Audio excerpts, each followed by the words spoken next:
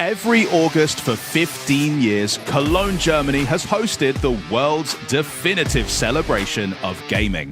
From stunning opening night live reveals and gameplay breakdowns to the biggest news from the industry's best, join hundreds of thousands of fans on the ground and millions of gamers worldwide for the ultimate games convention. Welcome to Xbox at Gamescom.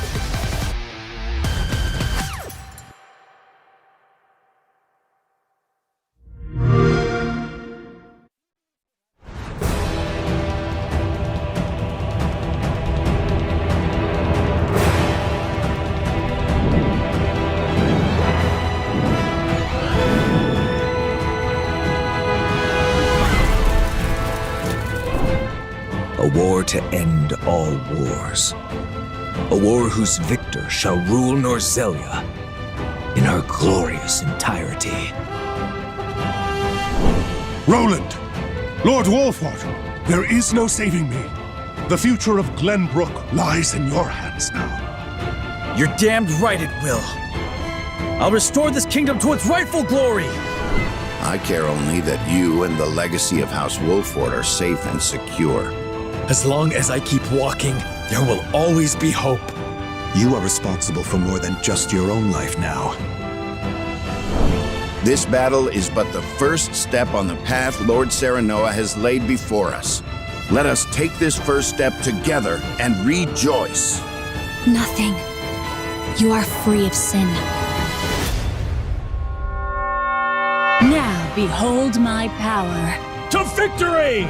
Not another step. A battle to prove which of us is more fit to rule Norzelia. A new future is before us, but first, we must carve our way through to it. Hello Xbox fans and welcome to Gamescom. You just saw a trailer for Triangle Strategy from Square Enix, which you can actually play today. And that is just the tip of the iceberg because this is a huge year for Gamescom. We've got tons of great reveals, in-depth interviews, and first look gameplay presentations. I'm Benny from the Xbox On team, and we're gonna make sure that you're getting wall-to-wall coverage all event long so you don't miss out on a single thing. But first, let's head inside and catch up on all those big reveals from Opening Night Live.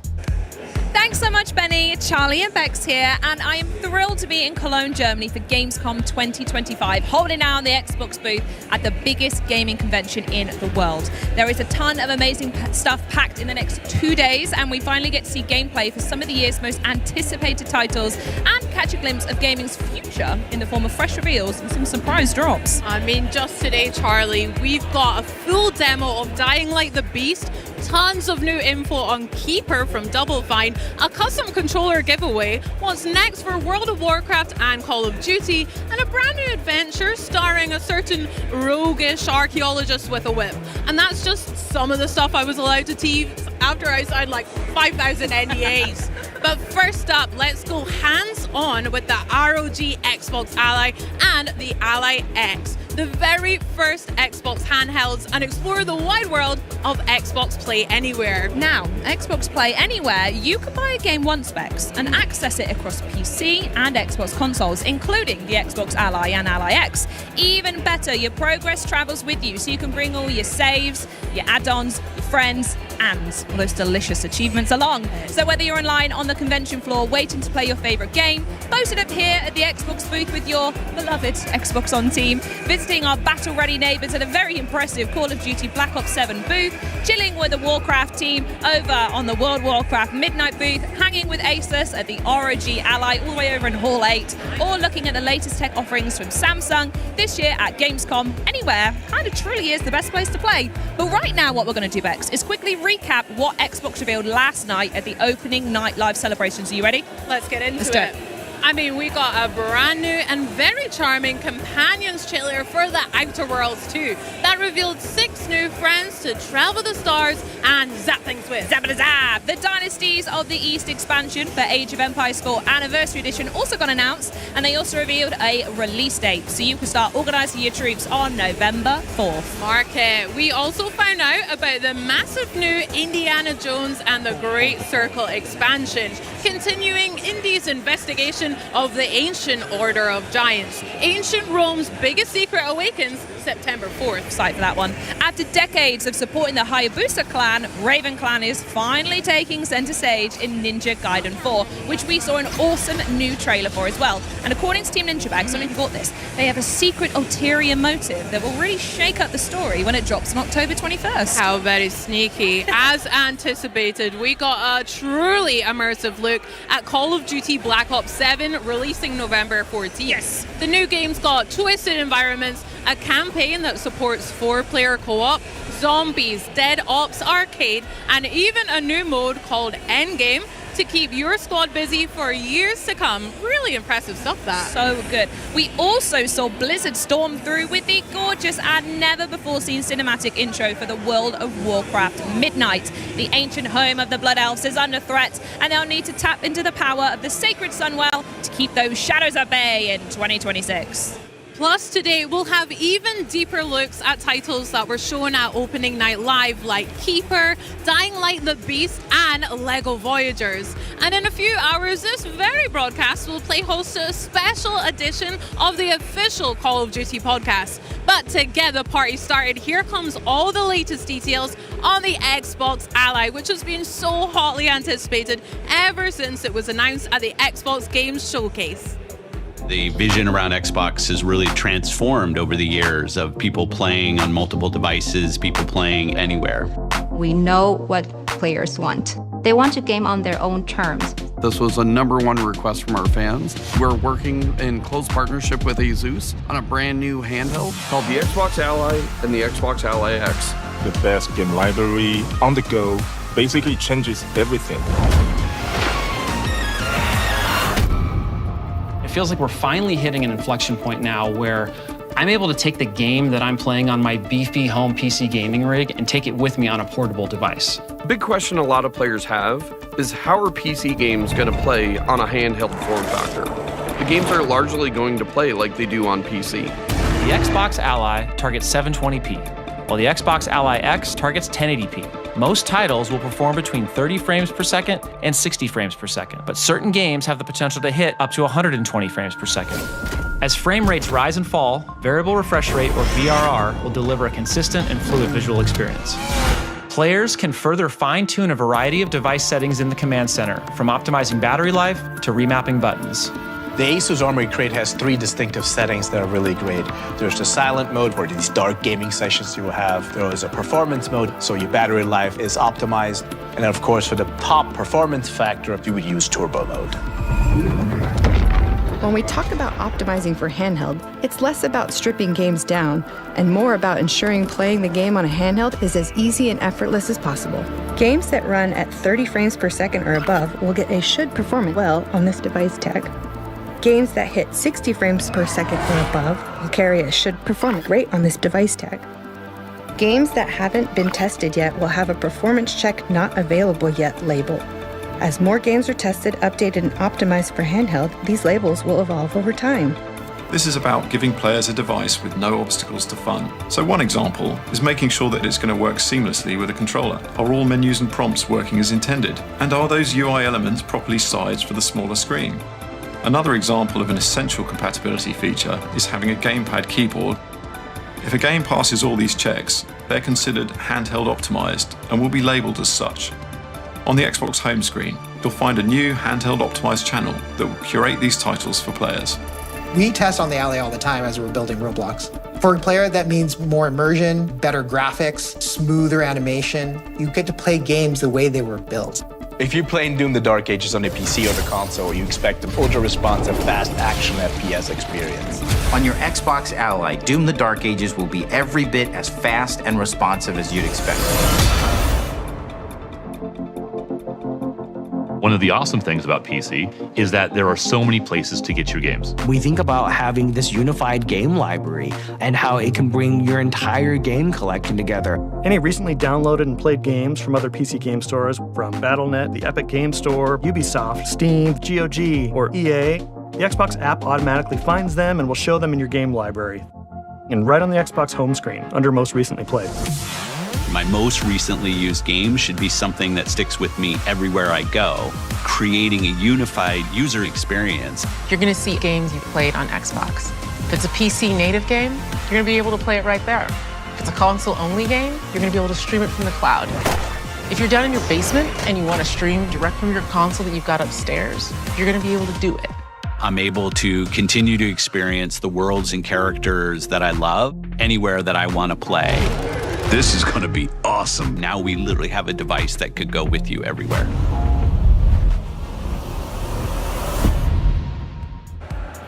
Hey there everyone, I'm Henry, and today I'm joined by Dom and Brianna from Xbox and Gabe from our friends at Asus, who are going to tell us a whole lot more about the ROG Xbox Ally and the Xbox Ally X, which are the very first handhelds giving Xbox fans the freedom to play anywhere. Thank you so much for being here, and welcome to Cologne, guys. How you doing? Thank you for having us. It's been busy getting everything ready, but we're super excited to be here. Well, I gotta say, it's incredibly distracting having the Ally X in front of me. I want to just grab it and have a go, but why don't you tell us, why is Xbox making a handheld right now? Handheld gaming felt like a really natural next step for Xbox. Being able to break out of the living room and play anywhere is so central to our vision of putting players at the center, wherever and however you want to play. And we saw this wave of innovation happening in the handheld space from brands like Asus, and we knew that we could fuel that with so much more energy from Xbox. So when we started talking to Asus, it became apparent like how much more we could do together. We share the same obsession with our players and our devices and gaming in general. And we just realized that by building a device together, we could do something much more special and much more quickly than either of us could do alone. And so that's what brought us to the Xbox Ally. The Xbox Ally really brings together that power of Xbox with the full freedom of Windows. That means that you can play your PC games natively from across storefronts. You can play your Xbox Play Anywhere games natively, and you can stream your console games as well. And really, this is just the beginning. Like, we have such a huge roadmap of improvements that we're going to continue building, continue delivering for our players. We're always listening to feedback, but I'm really excited for this first step. As a device, it's got a really quite unique look about it. Gabe, can you tell us a bit about the hardware design of the Ally?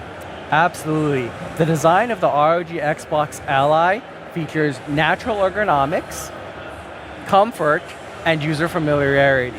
These solid contoured grips familiar with that Xbox controller we all know and love. And so design starts with your hands, right? We think about our opposable thumbs and the really nimble fingertips that we have. These are the tools that we use to write, to pick things up, and definitely to play.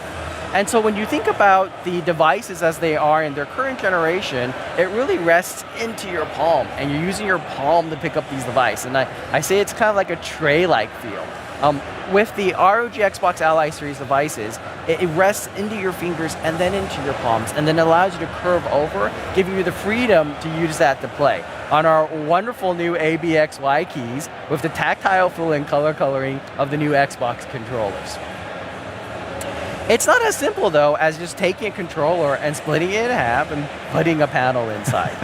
Really, that would cause you to flare out. So there's a subtle detail of how you kind of want to have you fall in and be natural.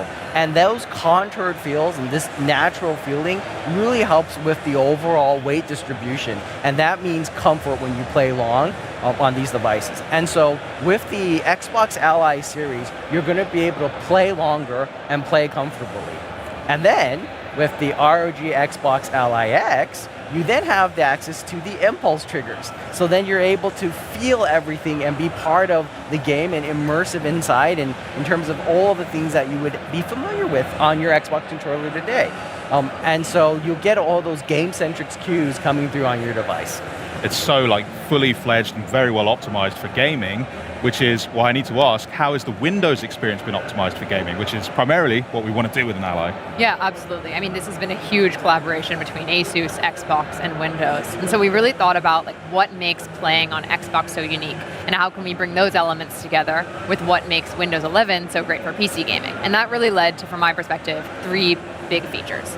The first one is the Xbox full screen experience. The Xbox full screen experience is extremely tailored for the handheld device, for controller navigation, and right from the moment you turn on the Xbox Ally or the Xbox Ally X, you launch directly into this Xbox full screen experience. But what's even more interesting about what's happening here is not just the experience itself, but what's not happening. So we've collaborated really deeply with Windows to defer a bunch of processes that aren't required for gaming. So that means your desktop, the taskbar, all of these things aren't loaded when you boot into the full screen experience, giving all that memory back to your games. The second feature is the aggregated library. So because this is Windows, we know that our players have catalogs of games that span across different storefronts. We want to bring your full library together in one place in the aggregated library so you can see all of your installed games from different storefronts. This makes it super easy to launch your games, kind of stay in that Xbox full screen experience for more of your experience, and just really experience the full value of the device. The third feature that we've really invested deeply in is the Play Anywhere feature. So Xbox Play Anywhere has been a program for a long time, but we've really been investing in it so deeply, and there's now over 1,000 games that support Xbox Play Anywhere. For your Xbox Play Anywhere games, you can bring your progress, your saves, your achievements from your Xbox console or your Windows PC to your Xbox Ally, just again, making that really so seamless. And again, we have a huge roadmap of improvements we're working on together and with the Windows team. So it's really exciting, and I think there's going to be so much more to share, and we're always listening to feedback. But these three features, to me, are what make the Xbox Ally so special. So ergonomics, they're locked in. We've also got just a lightweight Windows, primed and ready for gaming. Yeah. Gabe, tell us a bit about the horsepower behind it and the partnership you've got with AMD to really make games shine. Absolutely. We're really pushing the boundaries of silicon with this device. Efficiency is the Xbox Ally superpower. These class of processors are tuned specifically for handhelds. I'm super excited to talk about what's in the Xbox Ally X. It hosts the Ryzen AI Z2 Extreme. We've taken the best performing processor on the market and added MPU.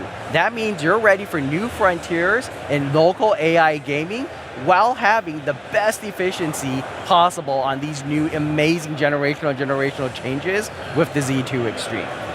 For the normal Xbox Ally, we have the Z2A, the first time a handheld processor of this type has been productized for Windows. So that means amazing performance from 15 to 20 watts. Again, efficiency is the superpower. And so for that part, I would say we also can include AMD's Fluid Motion frames. AMD's Fluid Motion frames bring smoothness and additional frames to allow you to enjoy that wonderful gameplay that's available for thousands of games and only on Windows. Lastly, I would say we're going to bring the power of AI to our devices. So for both the Xbox Ally and the Xbox Ally X, you'll be able to have Copilot for gaming, a game guide you can call from the Xbox menu that assists you while you play. It's all super exciting. Brianna, I don't think we should keep anyone waiting any longer. Why don't we take a look at how the Xbox Ally X works? And I think we should get a camera in here as well so that people at home can definitely take a look. But show me how you turn on one of these things. Yeah, so one thing that's great is there's a fingerprint reader on the power button. But as Dom mentioned, we made a lot of improvements in Windows to help add gamepad navigation across the device. So I can press A to dismiss the lock screen, and I can navigate all elements that I would expect to with a gamepad. One of the features I really love is that we've added gamepad indicators to the pin pad. So if you're familiar with them on console, you'll be able to enter your pin or have your own kind of combination that you would have to put in your password quickly. You can also use directional navigation, and we really want to give the flexibility to the players of how they want to get into their gaming session. Cool. So I'm not going to peek at your pin, don't worry. No one's going to look like what the pin is. Device. I'll get my own later, don't worry. Yeah. So I'm going to quickly put in a pin for this device, and you'll boot right into the Xbox app. Cool. And what's the first thing we're kind of seeing here? Yeah, this is that Xbox full screen experience that we've talked about. So it boots directly into this experience. It's really tailored for gamepad navigation, for the handheld screen, and again, it doesn't even load those processes that aren't required for gaming. In some of our initial estimates, this shows an estimated 2 gigabytes of savings in memory, which can all go back to your games, which means faster startup times and less idle power draw.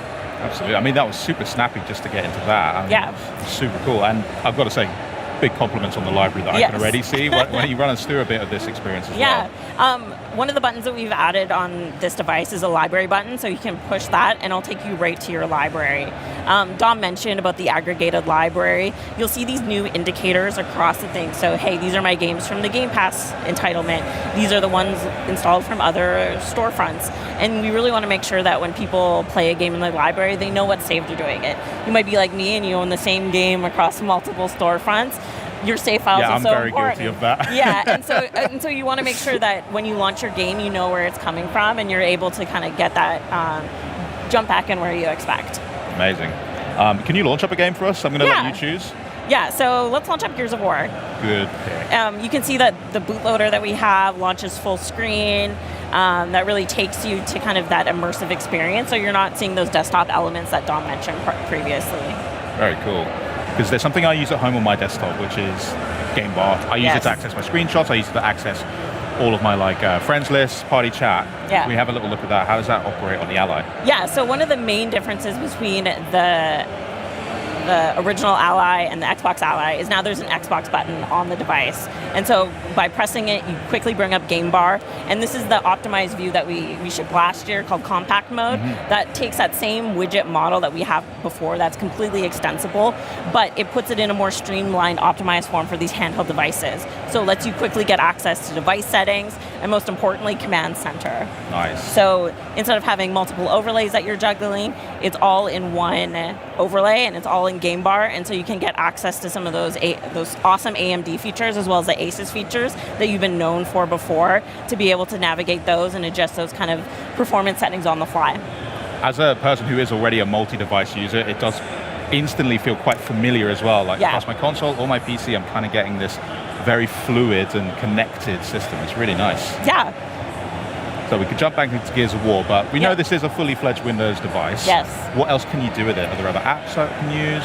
Yeah, so one of my favorite features is we've added a new custom task switching view. So by long pressing on the Xbox button, you'll get this new experience where you can quickly bumper between existing applications as well as go to the Windows desktop if you need to kind of tweak something that you can't do easily.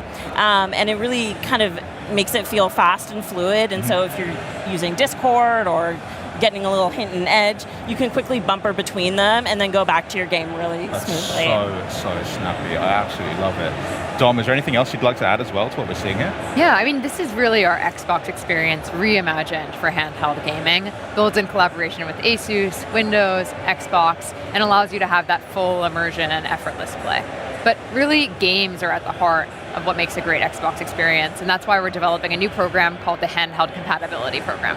And this will help you really easily understand what games play well on your device across things like text size, controller navigation. And so we're really excited to announce this program and work very closely with our developer partners on it as well to help you have the best possible gaming experience on your Xbox Ally. That's so awesome. So all of that, and I hear that you've also brought a little video for us to check out. Should we just load that up now? Let's do it. This is going to be awesome.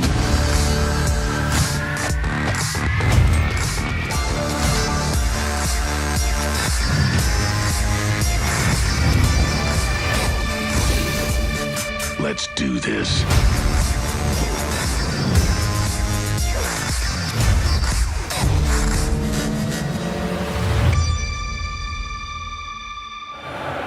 So, now that you've seen what the Xbox Ally and the Xbox Ally X can do, I bet you want to know when you can get your own one, huh? Well, Brianna, if I ask really nicely, is there anything you could tell us on that front? Yeah, I'm excited to share that the Xbox Ally and the Xbox Ally X will be available worldwide October 16th. Oh, that's so soon. All right, well, you heard it here first. The Xbox Ally comes out on October 16th. Thank you for that, Brianna, and to all of our guests here as well for stopping by today. But coming up next, stick around for the latest on Rogue, Prince of Persia, and so much more as Xbox at Gamescom 2025 continues.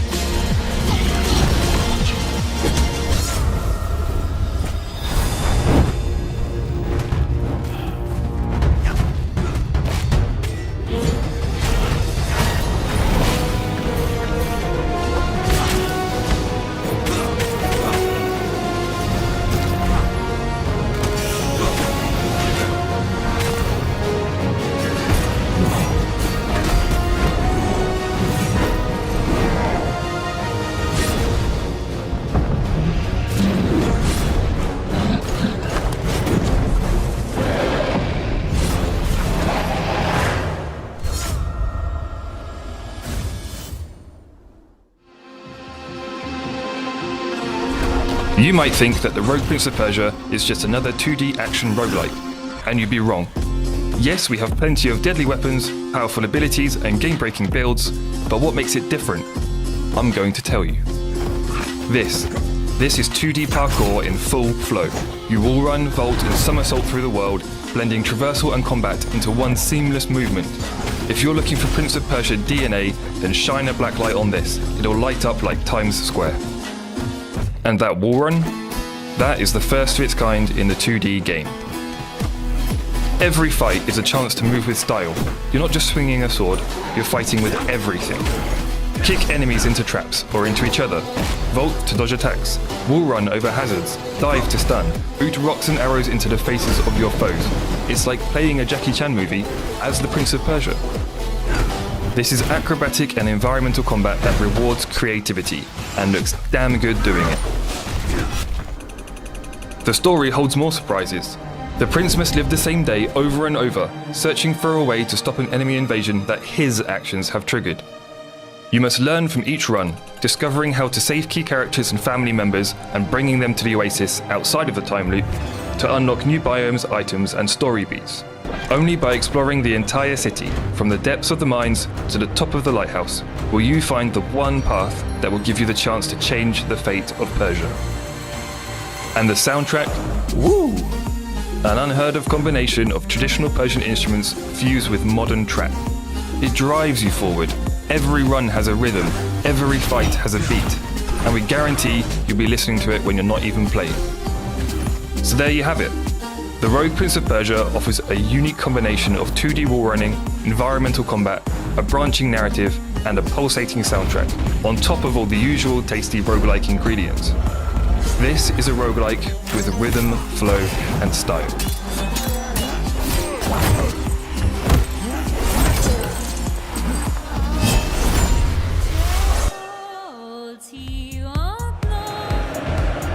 The Prince of Persia is going rogue, known for those smooth acrobatic wall runs and intense boss fights set against an inspired vibrant Persian-inspired landscape. It's clear why it's the most anticipated action platformer roguelite of the year. And here to tell us more from Evil Empire Artistic Director Dylan Erlings and Marketing Manager Matthew Houghton. Gentlemen, welcome. Now, first thing, thanks so much for joining us. And I've got to ask, was that, from what we saw in the back of that trailer, did I see what I think I saw? I think so, yeah. Which one of you would like to reveal it, if anyone missed it? Basically, the game is out now on Game Pass right now. You can go play it as you want. Right, amazing. And also, for those that don't know as well, this game reinvents a classic franchise. And in the past, you've worked on games like Dead Cells, the Evil Empire, and fantastic DLC like Castlevania. How has it been taking a beloved franchise like Prince of Persia and kind of bringing a new genre to the mix? But it's kind of it's tough and great at the same time, because obviously we've got a load of fans of the franchise in the team, lots of people who played Sands of Time, even people who played the original back in the 90s. Yeah. And so there's that pressure to take this franchise into a different direction. But it's great because it actually gives us something to really focus on. We knew we wanted acrobatic combat, we wanted a wall run, we wanted this real Persian-inspired vibes. So that helped to kind of keep us on the right path while integrating our 2D action knowledge to make something which we think is unique. Yeah, and it looks absolutely gorgeous. And you've been having the game on early access recently, but for those that haven't been able to play early access, what can people expect when they hop on to Rogue Prince of Persia? So yeah, basically you can expect 2D action roguelike with kind of acrobatic combat mixed with a wall run, which we think is unique in a 2D game. So basically you have a whole moveset on top of that. So you've got a kick, a vault, a dive attack. So basically you're going to be flowing through traversal into combat and back again. And there's also a branching narrative behind that as well. Yeah, nice. And also, you've had early access for a bit now, and you've been asking for loads of feedback from players. What's been some of the ones that has kind of been the most surprising or inspired bits of feedback that you've taken on board? Well, we've gotten tons of feedback from players, especially from the guys we have on Discord. We have a very supportive and dedicated community of players there. And it's almost day-to-day talking with them. It's like they are part of the team. So we just work with them as if they were part of the development, And so one guy, Opelit, is making the wiki for the game. Yeah. It's super detailed, even more detailed than what we have in the studio, These guys, they know the game by heart. And so it's so cool to work with them. And another one called Andrew is a super fan. And a good anecdote is that he had a baby during the production of the game. Yeah. And so we celebrated it. I did a sketch of the prince with the baby and everything. Oh, that's amazing. Yeah, these guys are truly part of the team, and I want to thank them truly for this early access. It was great. I think that's one of my favorite things these days as well, is how much the community can get involved in games now and kind of give feedback and kind of work directly with the studios. It's not something we really had in the past. Yeah, that's something truly unique, and the instantaneity of it is awesome, because you can just ask a question, brainstorm an idea about game design or whatever, and they would answer directly. And it's so great. Now, also, one thing, a lot of fans have been asking about the story of Rogue Prince of Persia and how it's going to evolve over time. Can you go a bit more into that? Yeah, so basically the story, you basically start off and you've kind of accidentally triggered an invasion of Persia, and then you've kind of got to figure out a way by going into the city each day and trying to find clues, and then finding the clues, you unlock biomes, and then maybe you have to take an item and do something with it to then unlock something else, find a character who then tells you somewhere else you can go. So it's basically kind of like a puzzle in real time as you go through each run, to find the one true way to finally save Persia and rectify your mistake. And you said about clues, right? Something that we will expect, hidden elements in the game. Are there some of those for us to find? Yeah, there's definitely hidden rooms where you'll find characters and stuff. I'm trying to think of an actual example, but definitely where you find the Lale. That's kind of hidden stuff. But it's Prince of Persia. There's got to be hidden rooms somewhere.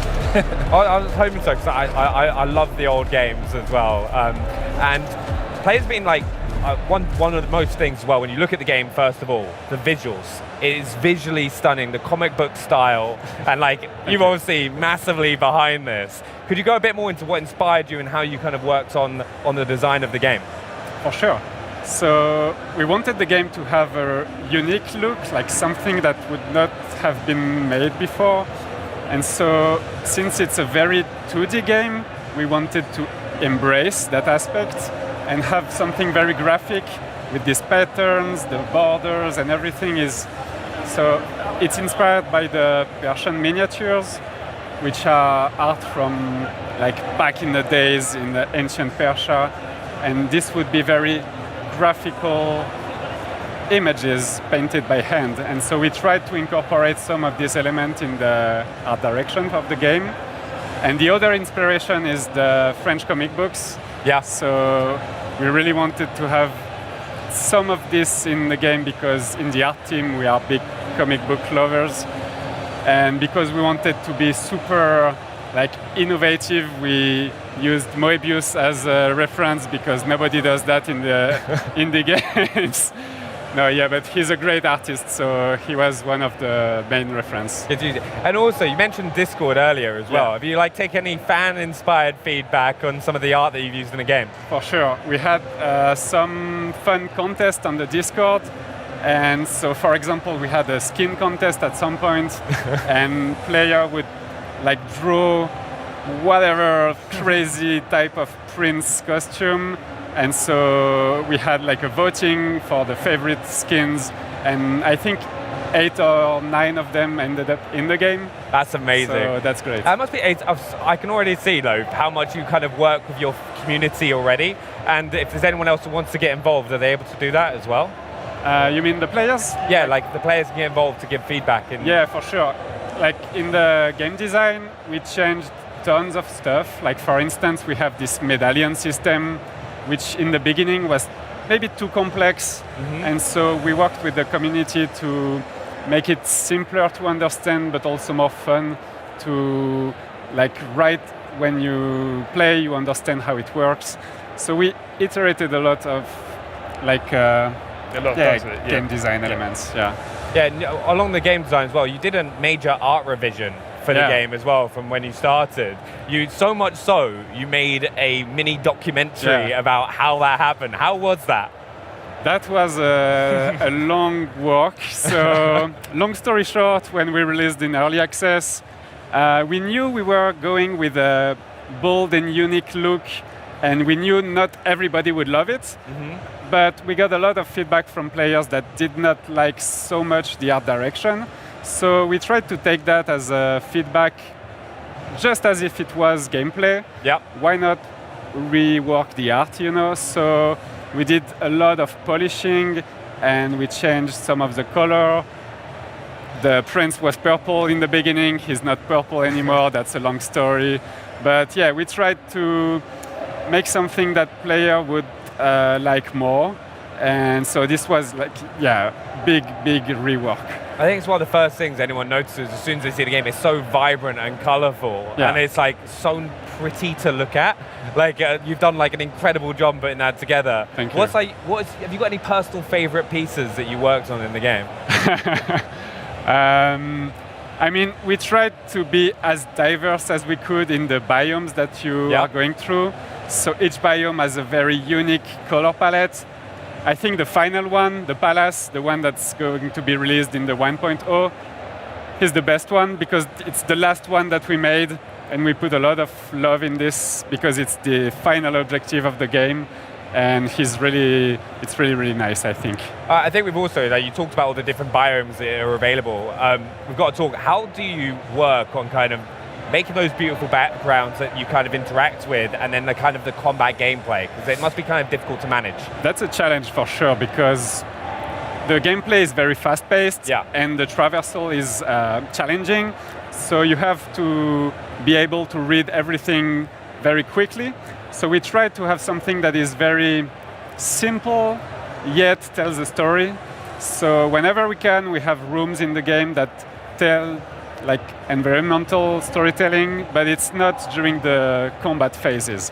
So it's a subtle balance between readable gameplay and background that tells a story. Oh, nice. So especially, is it like clear when there's like a hidden room or something like that you can smash some pots or kind of work your way through? There is some of this, some secrets in the game. Now, also we've got to talk about the color palette and lighting. They've been widely praised by players in early access. Right, how did you approach making the game like visually distinct from previous Prince of Persia games? That's a tough question. We're here to ask the hard questions. I talked about the inspirations already. So these two, like the Persian miniatures and the French comic book, we tried to combine that into a unique look that, when you see it as a thumbnail, you instantly recognize it, and it's almost as if it was taken out of a picture book. That was the objective. And we tried to embrace the graphical aspect of it and be very stylized. It's like I see at any moment you look at it, it's like always bright and popping out. It's like a thumbnail. Very colorful, I've got to say though, for people who are hopping on for the first time, and we mentioned it a little bit earlier, but they're hopping on from, haven't played early access, and they're hopping on to Rogue Prince of Persia. What kind of experience can they expect to play? Because it's challenging, it's beautiful, it's vibrant. There's a lot more depth to the game. Yeah, I think expect to be challenged, but it's easy once you get it in your hands and you can feel like doing a wall run and swinging off a pole and diving down an enemy, like it is super satisfying. So just be prepared for like acrobatic combat, use all your moves, like we said in the deep dive trailer, like it's like playing a Jackie Chan movie. You're just like, you're kicking someone, you're blocking something, and then you're jumping around everywhere, just be prepared to have fun, I guess. And just explore everywhere, because there's always something to find. Explore, that's always the thing I fail in doing. I'm always like trying to speed run everything. But have you got any last things that you'd like people to keep an eye out for Rogue Prince of Persia? Go play the game now. It's out, so go play it. Have a great time. Yeah, we'll definitely be doing it. But guys, thanks so much for joining us, Matthew and Dylan. Really appreciate it. I look forward to hopping on. And also a big thank you to the whole team at Ubisoft. You can start sharpening your platforming skills and scimitars right now. And remember, the Rogue Prince of Persia is available today. And in case you're buzzing for even more 2D fighting action, here comes a trailer that's a little less reflex and a little more tactical. Then we'll be back to check out all that's new in Grounded 2. Don't go anywhere. This is Xbox at Gamescom. My turn. You asked for this. back in your place. This is but a squall before the storm of battle. Prepare yourselves at once. Time to prove myself.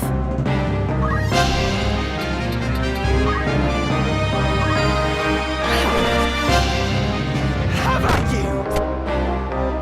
Leave that to me.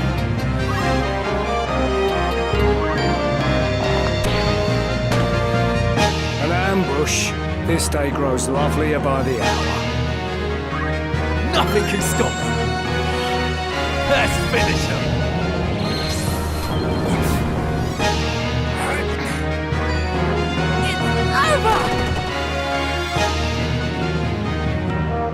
On my honor. A good choice. This will suffice. Feel my wrath. Embrace inevitable end. Judgment's blade! Bring sinners to account. By Roger!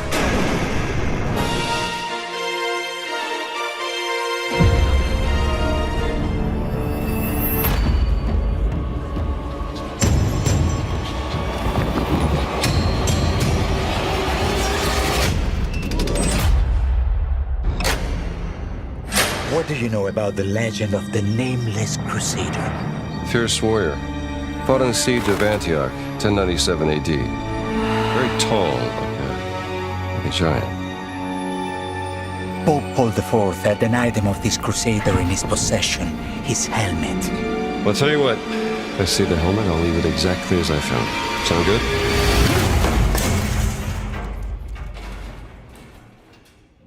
Oops.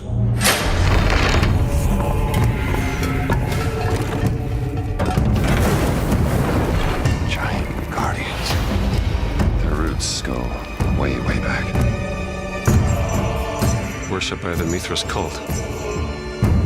I can't believe you dare to investigate this. It's impressive for a snake.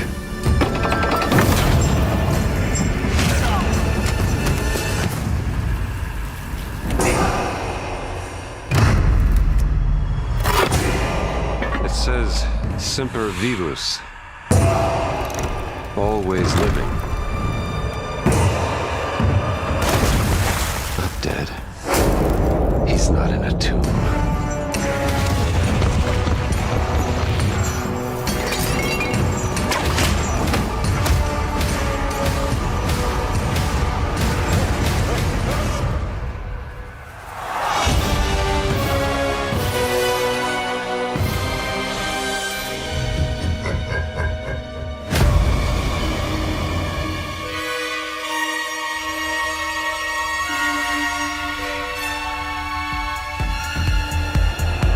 Well, you just caught the trailers for Final Fantasy Tactics and Indiana Jones and the Great Circle Order of Giants, which we'll be taking an even closer look at in a little bit of time. But now it's time to dive into a game that hits a little closer to home as we learn all about the big bosses, bigger biomes, and brand new big buggies coming to a park near you in Grounded 2. We've got Chris Parker and Justin Vasquez here from Obsidian and Eidos to break it down into very small, teeny tiny parts.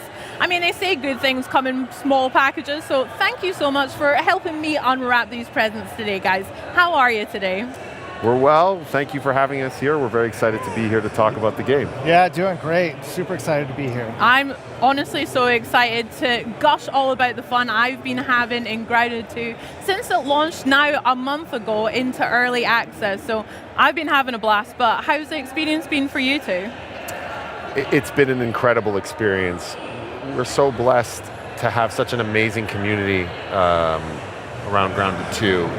Everyone just reacted so well to the announcement and the fact that the game was coming to them so quickly.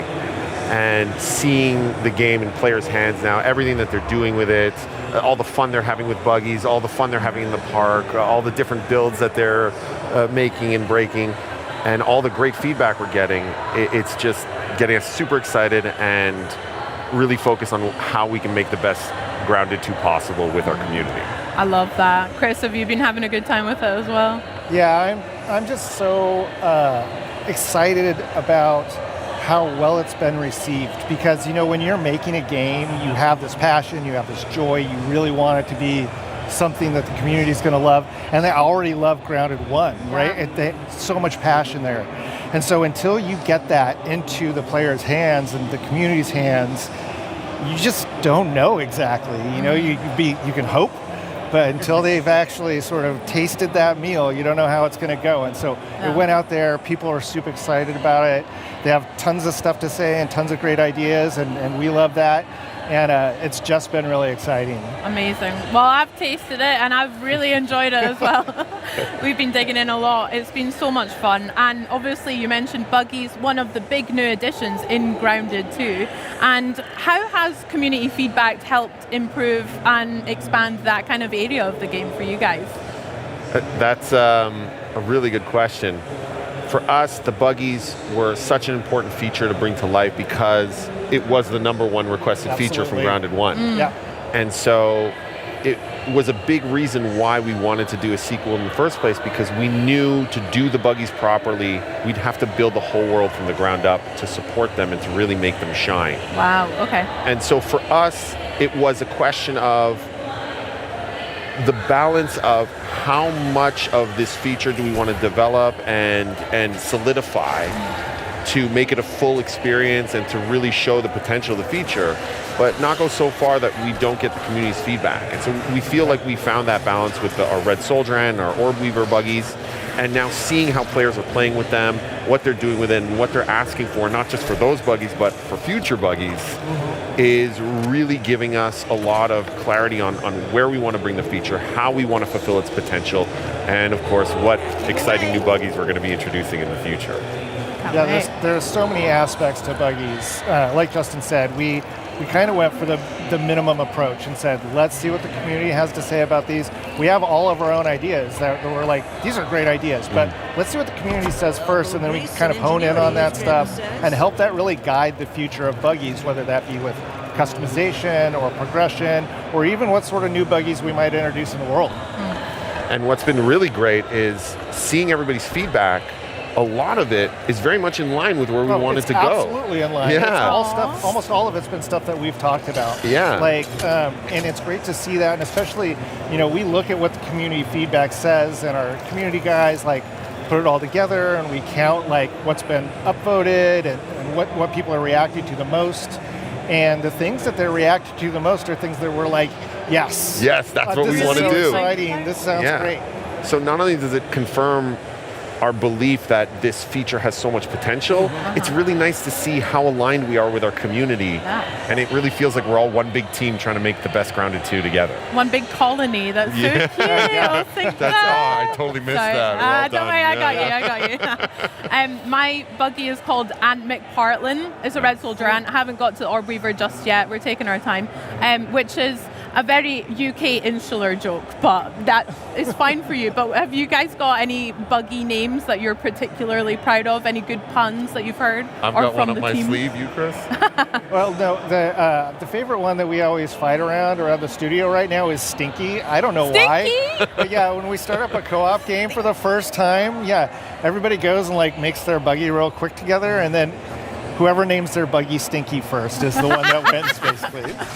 I always call my aunt Antonio Banteras, because you get the double ant pun there. Double ant pun, and also crazy. just because I like to think of my red ant as this charming, roguish ally that I'm going on an adventure with. So Love Antonio that. Banteras. That's beautiful. He's your own very real sidekick. That's beautiful. Yeah. We have another first in Grounded 2 with our classes. So, we were chatting a little bit behind the scenes about, I've been loving the mage class personally, but what has been the most exciting developments from either seeing a lot of players get to grips with these classes or from the team themselves? When we set out developing archetypes, they were really about just helping players understand, how do I best equip my character for whatever it is I'm trying to do today, right? You're not locked into being a mage for the whole game. You could be a mage one night and then switch over to a ranger or a rogue or whatever. You want to be a sword and board fighter, do that. But let's have the interface help you out, help you sort of min-max easily into that play style. And to be perfectly honest, I thought this was just like a kind of a nice little quality of life add to the game.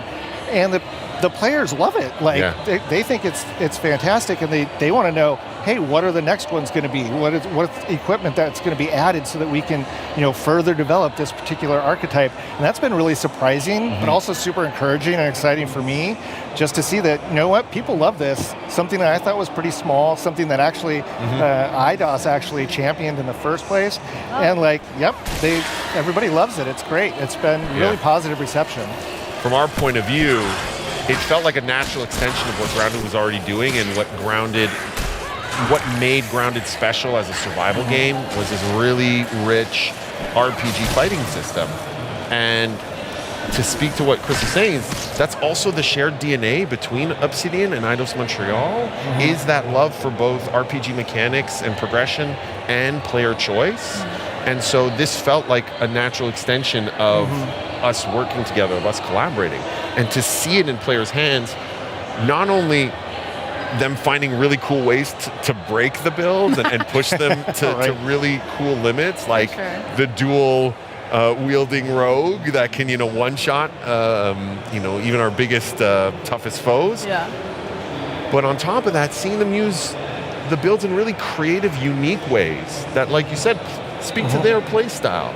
And you're not locked into anything. If you want to be a mage that whips out a sword and a board, you can do that. If you want to be a ranged who is still packing a mallet, you could do that as well. And so we really want the players to express themselves however they want, and we want to get their feedback so that we can find new ways to help them express themselves over the early access of this game. Love that. I mean, with new classes, we've also got some new bugs as well in Grounded 2. How has that been for putting those into the game, implementing them, and how have the community received some of the new ones, like our new scorpions, our caterpillars, etc.? Are there any fan favorites that you've seen emerge? I don't know about favorites, but I mean, I think all of them have been really well received, but like for different reasons, of course. So we've got a ton of feedback from folks who are like, man, the caterpillars are so sweet and they're beautiful, and I have to kill them. Why have you done that? Why have you ruined my life and blackened my soul with this? And then, another example is this cockroaches, where they're like, I can't deal with cockroaches. Why have you put this in the game? And we're like, oh, well, we put it in there to be gross. That's why it's there. It's serving its purpose. But the reception to those has been really fun, very exciting. And on the other side, what was nice for us is when we first started talking about, what creatures we wanted to bring to Grounded 2, I think it was universal. Everyone was like, we need something that is on the same level of terrifying as the wolf spider from Grounded 1. And the number one contender was the scorpion. And it was a huge request from the community for a long time. And being able to bring that to life, but in a way that does justice to it being this terrifying predator coming after you, and seeing all these reaction videos online of people in their camps being, hunted by the scorpion and popping out, and them freaking out and trying to hide. Like, this thing is coming after me. What do I do?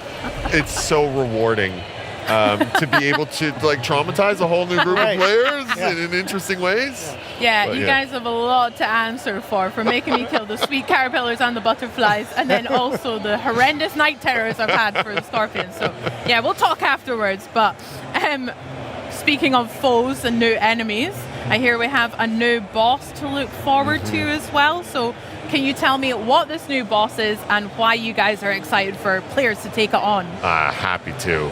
So our new boss is a giant tarantula. Oh my named gosh. Axel, who has gotten loose in the park. And this is what we're calling our first park boss. And in Grounded 1, there was these really cool backyard bosses, the broodmother, the mantis, and these were all, really giant, terrifying foes. And so we knew we wanted to keep up that tradition. Yeah, look at this thing. It's terrifying. We wanted to keep up that tradition, but because now you're riding buggies, what's giant and terrifying and monstrous has to scale in proportion to that. And so we really wanted to nail that primal feature creature terrifying experience for players. And again, it was just the clear first choice for us was we have to bring that fantasy of the tarantula to life. That's where Axel was born. And then we had to look at scale. I mean, like it is, I don't even know if you can tell from the footage we just showed It looks how huge. immensely huge this is. So the character in that footage is riding around on its own orb weaver spider, and the orb weaver looks teeny tiny compared to the tarantula because it's about like 3 times bigger than a wolf spider, which is one of the largest creatures in Grounded 1. And I think it's about It is- 16 times bigger than the player, so Yeah, it's pretty massive. It's massive. It's Yeah. absolutely huge, and we think players will have a lot of fun with it. It's got its own arena. It's got its own like sort of like recipe and things that you've got to do in order to summon it and bring it in. Ah. But we think it's a pretty exciting boss. Yeah, it looks huge and terrifying for sure. How did you guys land on the name Axel? That's so cute, for one. I'm guessing it's a pet tarantula as well that someone just found. Oh no. So one of the best things about our franchise is it's set in the 90s. This one's set in Of course. 1992, and so there's all this nostalgia around that era that means a lot to all of us. And Axel is actually a reference to Home Alone. In Home Alone, the older brother has a pet tarantula called Axel that gets loose, and so that's our little Easter egg. Yeah. I Yeah. love that. I love that it makes sense in the world of Grounded too, but also it's just a sick callback to real world movies Right. and stuff. There's Love a couple of more Home Alone references in the game, so around Axel. So I can't wait to see if the community catches them all. Love it. Yeah. Well, let's get back to this big boss Axel, because I would love to hear some tips from you guys about taking him on. I'm terrified already, and I'm hoping I don't have to do it alone. But yeah, do you have any tips for players on taking them down? Well, I mean, with basically any adventure in Grounded, got to load up before, you got to prepare for whatever your adventure is going to be. You need to make sure you've got enough food and water and healing supplies, and then you're just going to have to go in and die a couple of times. Like, that's basically what's going to have to happen. He's got a lot of special attacks that are really cool, and you're just going to have to kind of learn that sequence, because there's also some stages to that boss fight as well. So once you've figured out the first one, you're going to have a couple of surprises for you. Figure out the second one, a couple of surprises for you. Hopefully it'll keep players entertained for a while. And when they finally beat it, there's a lot of goods on the horizon there. You know, you can, like with everything in Grounded, you ultimately murder it and then turn it into fashionable attire. And that's exactly what You wear your do. trophies on your body. Yeah, exactly. Absolutely. Yeah. Make weapons and armor with that, maybe some furniture, right? Yeah, You want- absolutely. You want to upholster something with that, and that's exactly what you can do here. My advice would be, whether you're playing single player or with your friends, to bring a friend. Go with your Orb Weaver buggy. You know, hey, if you want to take it on alone, go for it. Become the stuff of YouTube and Twitch legend.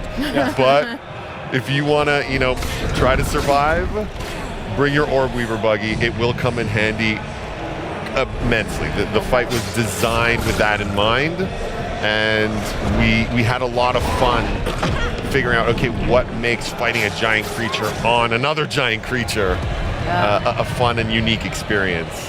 So we really hope that the players will get a kick out of the Grounded style massive boss fight, but now on their own, impressive buggy mount. Nice. I can't wait to try it myself and die multiple times, no doubt. Very good. And Parker, you mentioned that there's some, obviously our favorite thing about Grounded is getting the loot. My favorite thing is going and analyzing everything, breaking it down. Can you tell us a little bit about the spoils that we can expect from the tarantula? Is there going to be some pieces in particular? Absolutely. So a couple that spring to mind is there is an absolutely, as you would expect, massive bow that you can craft. It's sort of ridiculously large, but that's what makes it sort of charming, is that like you made it out of the biggest creature that's been in the yard so far, so it is ridiculously large. You can make yourself a new fancy chest to adorn your base that holds a little bit more stuff, as I recall correctly. And is of course again fashioned out of axle pieces. You can even make yourself a cool little throne. There's all kinds of stuff you can do. So That's the one that I'm most in love with, and I can't wait to see how the community reacts to that, because it is a significantly impressive throne for a significantly impressive boss. Yeah, big Spider King throne. That sounds great. I can't wait to see it. I hope it's fuzzy as well. The colors on it look so sick. I mean, I'm imagining your guys' offices are kind of just, do you just have tarantulas kind of like lying around, or any bugs and stuff? Like, that would be terrifying. Our art director makes these massive, mood boards whenever we have a new insect, and it's just like a wall of terrors. And we're like, okay, which of these is the most interesting terror to bring to life? And so when we were working on Axel, it was just all of these different tarantulas, and we're looking at them going, I didn't even know tarantulas came in those colors. Yeah. Your dreams must be haunted, but no. Also, on top of the new boss and the new tarantula, I hear we've got a new biome on the horizon as well for winter. Could you tell me a little bit about what we can expect to explore there? Absolutely. For our winter update, we're going to be introducing our first new biome in the park. It's our garden biome. And what's really exciting about it is that the park allows us to explore areas that are really a good mix of human crafted, handcrafted areas, as well as the more natural, organic areas. And so the idea of a community garden was very appealing for exactly that reason. And so we get to see, our pumpkin patch or a vegetable garden or a greenhouse. These all feel very organic and very wild and very grounded, but have this new layer to it of, no, this was carefully cultivated by humans to be laid out in a specific way. And so that gives us the opportunity to do things from a level design and experience design wise that couldn't be done in Grounded 1, can only be done because of the park. Chris, did you want to? Yeah, no, 100%. You pretty much nailed everything there. I'm just super excited about running around amongst giant pumpkins. The greenhouse gives us the opportunity to make a very humid environment, which is something that we have not had before.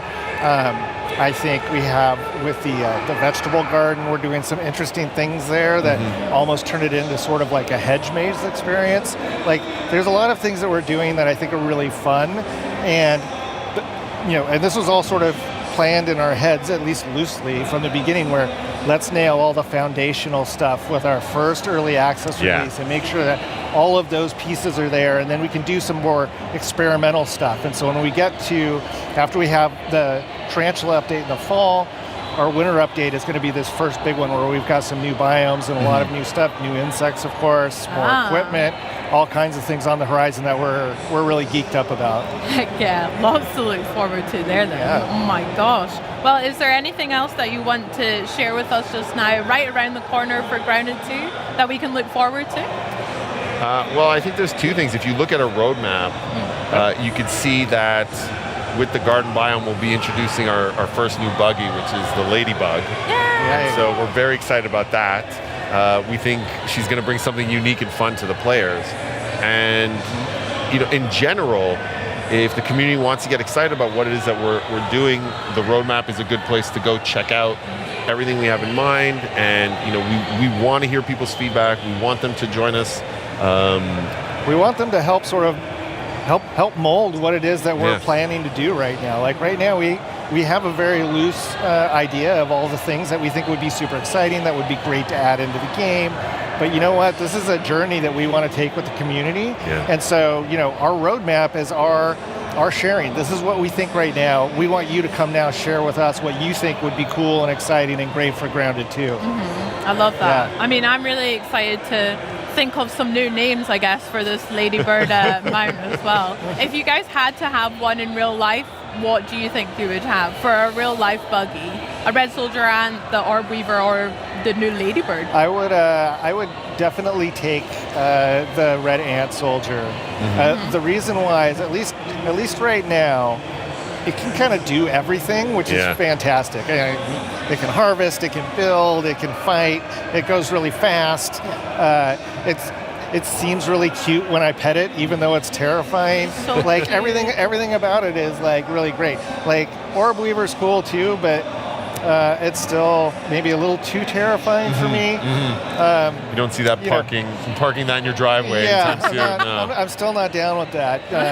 So we'll see. We'll see as other ones come online. Maybe I'll change my mind. Yeah, I totally get the appeal of the Red Soldier, and it's got that like off-road ATV feel to it.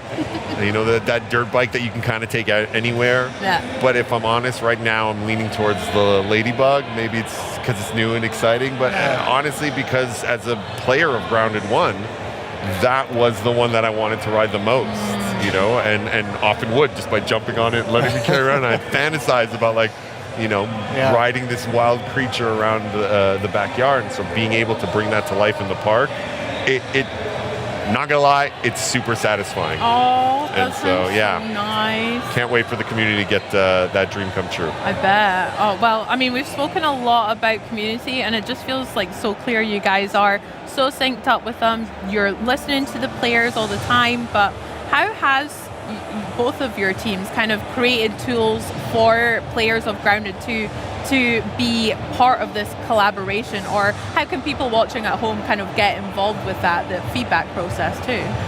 Yeah, I mean, we're up on pretty much every social media platform out there. The primary one is Discord. The Grounded game is up on Discord, and we have a great community up there. That's also one of the places where it's easiest for people to go look at what does everybody else in the community say, and go ahead and upvote ideas and discuss those ideas in great detail. And then we have a great community group of folks at Obsidian that go through everything. They respond to every single customer comment and note and whatever. We try and make sure that people know that we are actually listening to them. We are already weekly getting together amongst our teams and going through all of this feedback and sorting it out and figuring out, hey, what is it that we want to do in the next week? What do we want to do in the next month? What is something that we want to try and do in 4 months? If we don't want to do it, let's talk to the community and see if there's something that's close to that sort of makes sense or we can make work. So there's just a whole lot of things, and you know what? Props to the Grounded 1 team who built this community and allowed us to actually follow in their footsteps on this, because the community is on Grounded and Grounded 2 is just so supportive and so great. And it's because I think we try to interact with them constantly. We try to listen to them. We try and make changes that they want, and I think they appreciate that and are loved. And it's really something special. It's pretty cool. Absolutely, that was something everyone at the team at Eidos Montreal saw right away, that the story of the success of Grounded was that this community wasn't just rooting for the game, they were rooting for the team as well, and the team wasn't just trying to make this game in a bubble, they really wanted to collaborate with this community, and it's that healthy bond between them, that interdependence between them, that resulted in an amazing game. And so of course we want to replicate that success. Of course we want to replicate that feeling for the community, and of course we want to allow that to put us in a position to create the best version of Grounded 2 possible. That's beautiful. That's so fun. Well, I have some ideas that I'll have to tell you afterwards off stage, but can't wait I'm to going to hear write them down yet, and be sure to join that Discord as well to chat more Grounded. But honestly, Parker, Justin, thank you so much. I've had just a blast talking about Grounded 2, and I can't wait for all the new updates that we've got as well. Thank you for having us. It was a blast. Thank you. Being able to just talk about the game and a situation like this is awesome. Heck yeah. And thank you so much. No, thank you. I mean, there's so much more to look forward to as Grounded 2 continues to grow. But for now, we go from the ground to the air to explore the biggest biome of all, Earth's atmospheric envelope. There's new places to go and new ways to get there, so let's set a course for Microsoft Flight Simulator 2024. But on the way, we'll have a brief stopover on Star Sand Island.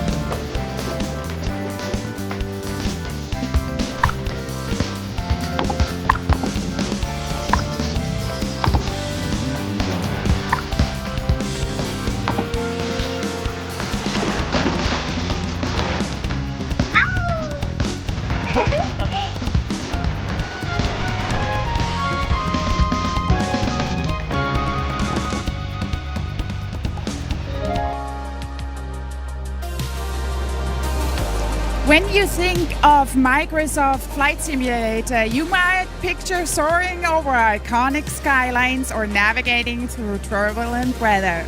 But the sim is so much more than just a sightseeing. And here to tell us all about the latest updates is head of Microsoft Flight Simulator, Jörg Neumann. Welcome to Gamescom. So great to see you, Maxi. It's great to be back in Cologne.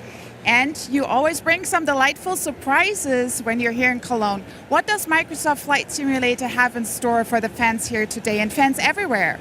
Yeah, I mean, Flight Simulator is a worldwide hobby, but Gamescom in Germany are actually critically important for us as a team because it's frankly the second biggest audience, and so we always try to prepare something special.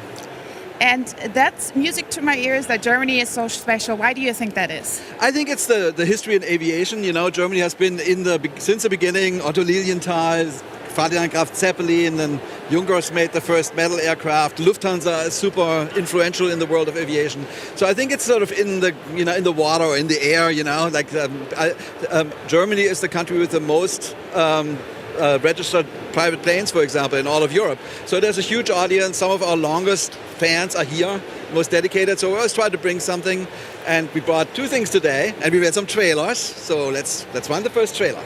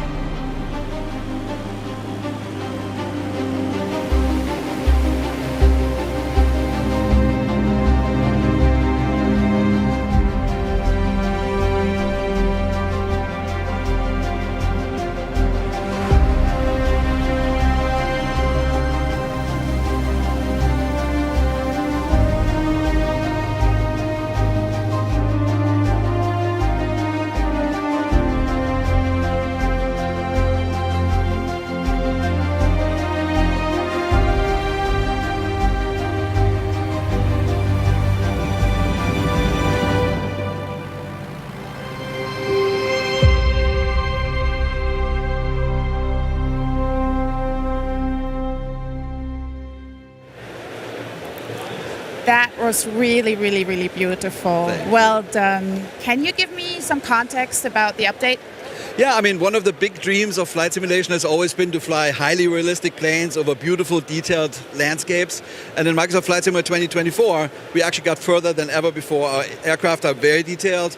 And what you just saw shows you how detailed we can get with the countryside. So what we do is we fly planes really low over the ground, like so over the country or over the cities. And we take millions of pictures and LiDAR. And out of that, we construct three-dimensional cities. The resolution is 3 centimeters. And because Germany is so important, like we already had 25 cities. We had Hamburg and Berlin, of course, Munich, Cologne. And now we added 7 more with Bremen. And we're really wanting to fill out the country. And now we're at 32 cities, and we're going to just keep going. And one day, we'll have the entire country down to 3 centimeters, and you can find everything. That's a big goal. I'm looking forward to that. And I remember when you added Munich, because that's my hometown, and the first thing I did was going up in the air, hovering over the street where I lived, which awesome. Was really cool. But I know you have more today for us to share. Yes, I'm super excited about this. We have our first German helicopter. It's called the Eurocopter EC-135, which is actually based on a German helicopter called Messerschmitt Bölker Blohm MBB 105. That one was built since the 60s. And it's been evolved and enhanced ever since. It's now one of the most sophisticated, most flown helicopters in the world. And it's famous for medical evacuation missions, search and rescue missions. And we partnered with a very large organization in Germany. And I'm happy to show another trailer.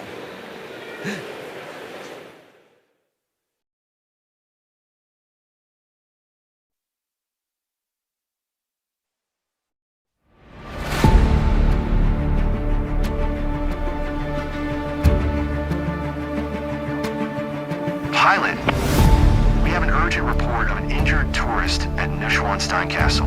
Cleared for takeoff, helipad 1. Let's go.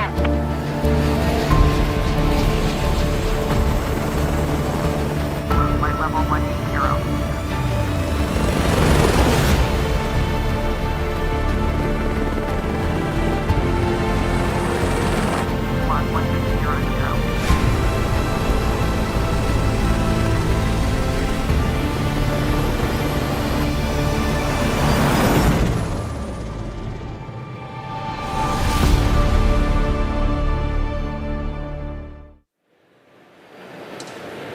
And now we are joined by Florian Brocksch, a real-world ADAC air rescue pilot. Florian, welcome to Cologne. Hello, Maxi. Thank you for having me. So you are a real pilot. Can you tell us a little bit more about yourself and especially also the ADAC air rescue? I started flying helicopters when I was 22 and became a search and rescue helicopter pilot for the ADAC air rescue in 2017. The ADAC or ADAC Luftrettung air rescue provides, handles up to 50,000 missions a year across 38 stations. I personally work on the station Christoph Westfalen, where we fly 24 hours a day and handle approximately up to 8 missions per 24 hours and fly hundreds of kilometers throughout Germany, especially at night, and the bordering countries. Well, thank you so much that you took the time to come here today. And you actually tried out a little bit the Microsoft Flight Simulator rescue mission. How realistic was that for you as a pilot? The EC-135, well, looks really great in the simulator. As far as for the realism of the mission, it's all about the team. It's not just the pilot. You always need the 4 of them, the pilot, the medic, the doctor and a hoist crew member to complete a successful mission. Beyond that, the Microsoft Flight Simulator is a really great tool to provide pretty realistic pilot experiences. And Jörg, how was it for you partnering with ADAC to make it as realistic as possible? Yeah, it was great. I mean, so basically we had support from 3 pilots that helped us tweak the flight model and give us feedback. It was great to hear Florian's feedback earlier, and you liked it, so yay. We had support from Airbus helicopters and from ADAC, and there we really watched a whole bunch of your missions when he actually saves lives, and that was great inspiration for us to do this mission and the challenge. Yeah, so we hope we got close. Thank you so much, both of you. But the most important question, when can fans fly the EC-135? Right now. So, and also the mission and the city update? All that, yeah. So the city update is available in Flight Simulator 2020 and 2024. And the mission and the EC-135 in Flight Simulator 2024. Right now, and it's all free. That's what I like to hear. Thank you so much also for always bringing local content. Thank you so much, and also to your team, what you do for us and for humanity. So thank you so much. And now we're going on. Then that's not only what we are happening at Xbox at Gamescom, because we're just taking flight and we've already seen some really, really cool game updates and live demos. We also got a firm release date on the ROG Xbox Ally and Xbox Ally X, October 16th. And by my count, we still got more than a dozen games to cover today, including even more world premieres. Definitely stick around if you're a fan of comic book brawlers, zombie apocalypses, or just free stuff, because we've got more of all 3 coming on the other side of this never-before-seen trailer. Friends, Tropicans, the world is changing, but one thing stays the same. Me. Tropico is the greatest country on Earth, but guess what? It's about to get even better. I know what you're thinking. Can it be done? Can Tropico rise again, be even bigger, even better than before? Ha! My dear friends, anything is possible when I'm in charge. Pure, untouched potential, waiting for greatness. Imagine a Tropico like never before. The best Tropico in history. You're welcome. Oh, too vague? Patience, my dear Tropicans. A ruler never reveals all his cards at once. Pay attention!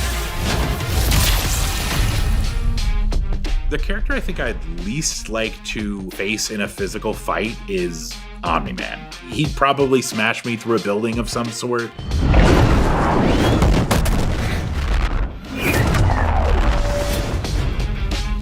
Omni-Man is such a powerful character, even compared to other Viltrumites. We just wanted to capture his brutality. His brutal fight style is very evident. There's no frills in his gameplay. He doesn't have wasted motion. He doesn't quip unnecessarily. It just conveys the strength of all the years that he has spent fighting as a Viltrumite. What we wanted to do was give him techniques, give him moves that are powerful, that deal lots of damage. It should feel like a bit of an uphill battle to fight this guy. I think we just wanted Omni-Man to be really strong and badass and fun to play.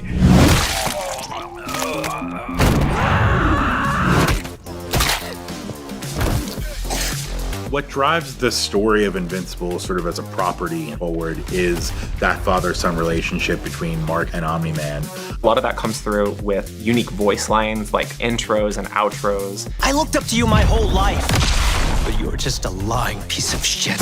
Your life is the blink of an eye to a Viltrumite. You barely know me.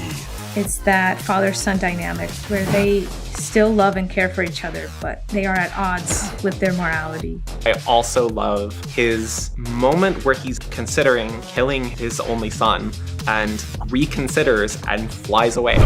You've got those two sides of Omni-Man where he's just brutal, a mind of steel, and this superhuman side of him. His brutal style of fighting is so evident in all his gameplay movesets. Omni-Man is one of our balanced characters, so he actually has an anti-air. He's got like this uppercut style move. He's got a projectile, like where he claps his hands and a big wave comes out. That's called the Thum, and then like when you boost it, it's called the Kuthum. We're pulling from when he fights Cecil. We have this move where he like comes flying from above and he slams your head into the floor repeatedly. I love the way he just crushes. And it just feels really, really good, especially when you boost it. He does the overhead and he follows it up with like a series of just smashes where he just blasts them into the ground. It feels very Omni-Man, it's just satisfying. There's this one move where he does this like trio of hits and he says, "Not even trying yet." Probably isn't trying, and that's terrifying. We're pulling directly from the show as well, from when he's beating Mark, ping-ponging him around the sky. On his Super 2, he says very confidently, "Pay attention! Learn something?" I think that really sells Omni-Man, who he is. Definitely check out his ultimate. It's so good. It's called the Destroyer of Worlds. And there's a sequence during the Flaxen fight where he takes the opposing general to this homeworld and just utterly destroys it. So he sees him holding the general's body, blasting through a series of buildings. But there was also another beat that happened at the end of that sequence where it shows him holding this mountain over their scientists. It's that whole sequence all smashed together, and it's fucking epic. Listen to me! You don't seem to understand.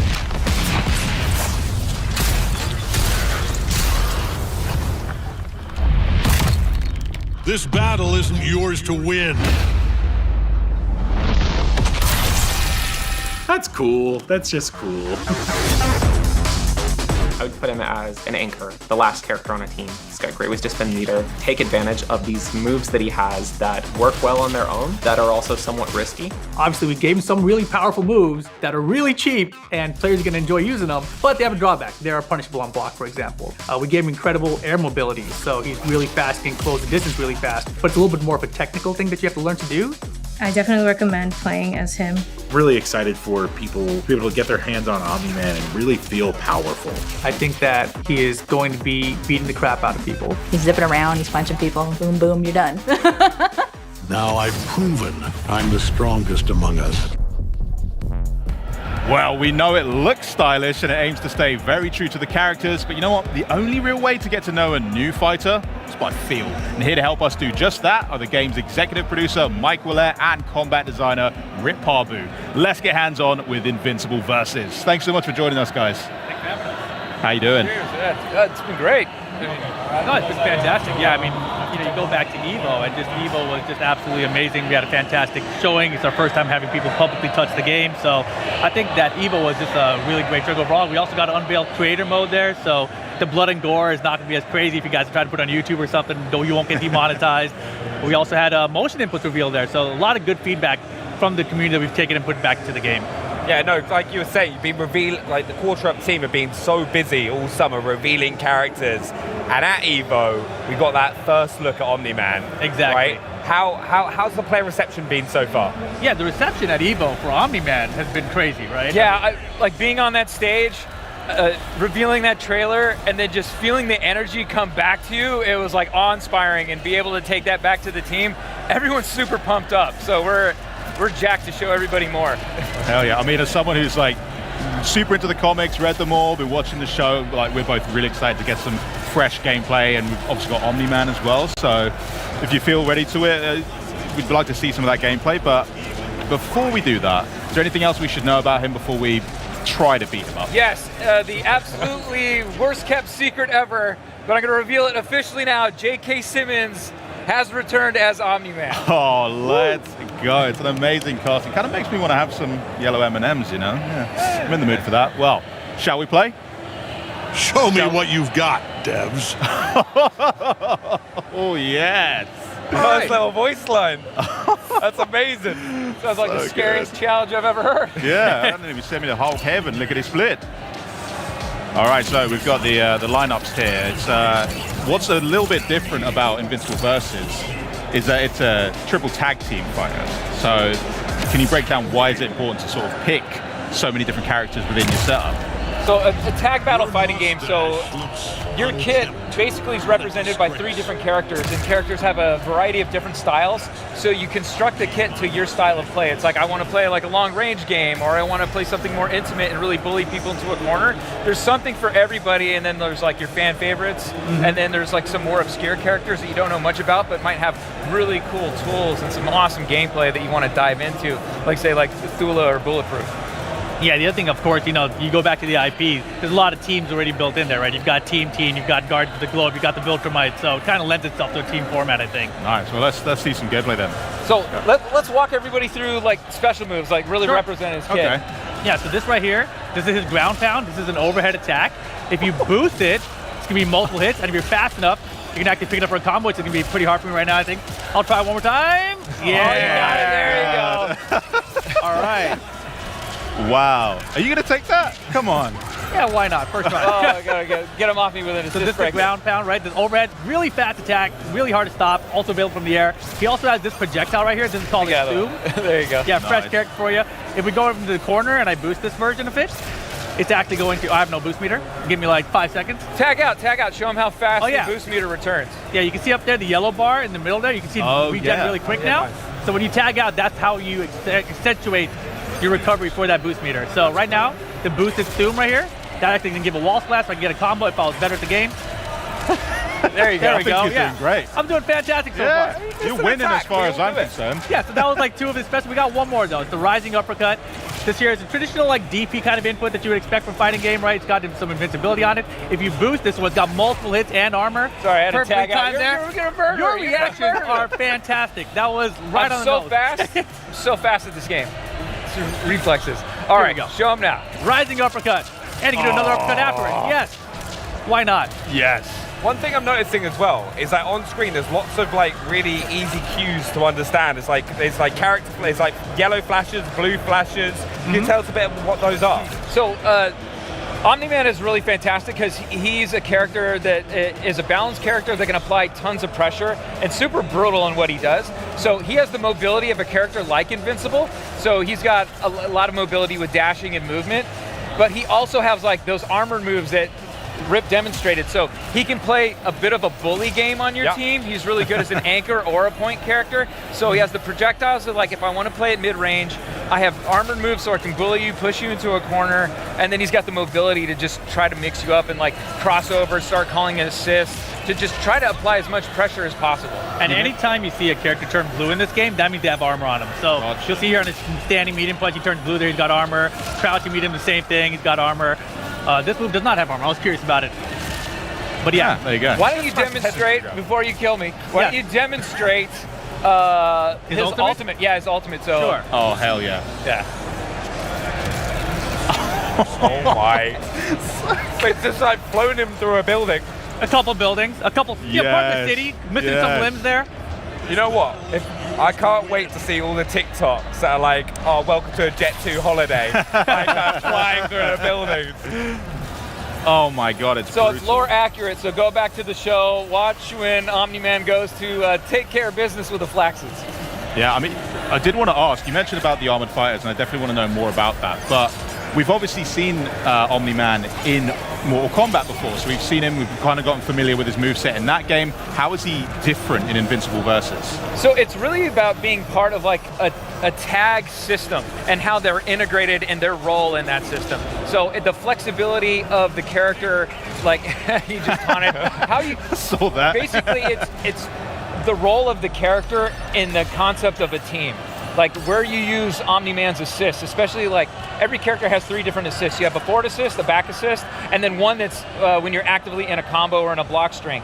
And it's about how you utilize that, and some of them are really good at like, basically like, oh, you're coming in and he's got like an anti-air assist that basically comes out and does that rising uppercut. So you're trying to control space in front of you and work out like how in the footsie game you're going to engage, or you're setting stuff up with your other attacks. So right now we've entered sudden death, which is a little bit different. And so as you can see, timer is expired and our point characters have absorbed all the resources of our assists. And now we're bleeding out. And the only way to stop the bleeding is by attacking your opponent. You should ult. And I'm gonna ult. I really want to see that happen to me. Oh my God. Time ran out. Time ran out. Oh, no. So that's what happens. I missed, but he was super low in health.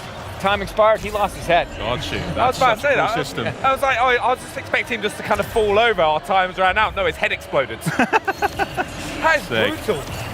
All right, so we've got the team makeup here. Are you guys making like, are you making specific decisions on who you're picking for like a good balanced team, or can you sort of weigh it a bit heavier one way if that's more your preference? So like if you look at my team, I've got Omni-Man, I've got Battle Beast, and I've got Rex, right? So Omni-Man and Battle Beast, they're both armored characters that can kind of just push through the opponent's attacks. Cool. But I've also got Rex in there, so I can play some keep away, some projectiles, just keep people away from me. Well, let's see if it works out as a good strategy. Yeah. And what you'll probably see as we start playing too, our tag system uses an active tag system. And we basically let you tag off of almost any encounter, whether it's a defensive move like Heroic Strike, like perform right here, Rip. And I can tag off of that, go to a full combo. Oh, so slick. And then off of a throw. Yes, off of throws, off of hits, off of blocks, anything you can basically tag off of. So whilst talking about like team composition with this thing, how does like an armored character like Omni-Man like contribute to his team? Like what's like is that anchor, is that role? How's it gonna work? A lot of times what you're gonna do is for certain characters you're gonna want to bait out moves, or I'm gonna use Omni-Man's, let's see, he's available. I'm gonna use some of his like projectiles to work my way in with a character. Or if I think you're jumping in on me, oh, I used Tulits there. That was pretty slick, though. You see, I have Omni-Man who can come in, kind of like control this space in front of me with like a DP, and really make it tough for someone to like have their approach. Yeah, so I can like be zoning with this projectile right here, and if he tries to jump in, I've got this Omni-Man assist to keep me back there. So he's a really good assist character as well.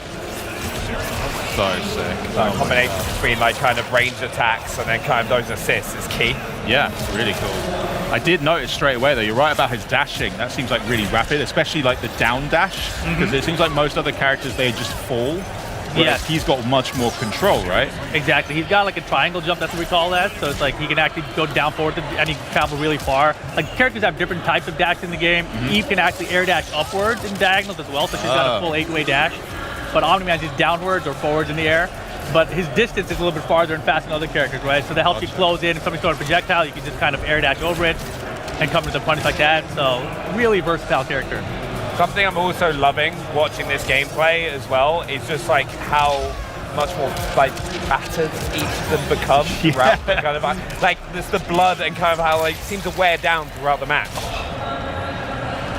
Oh my word.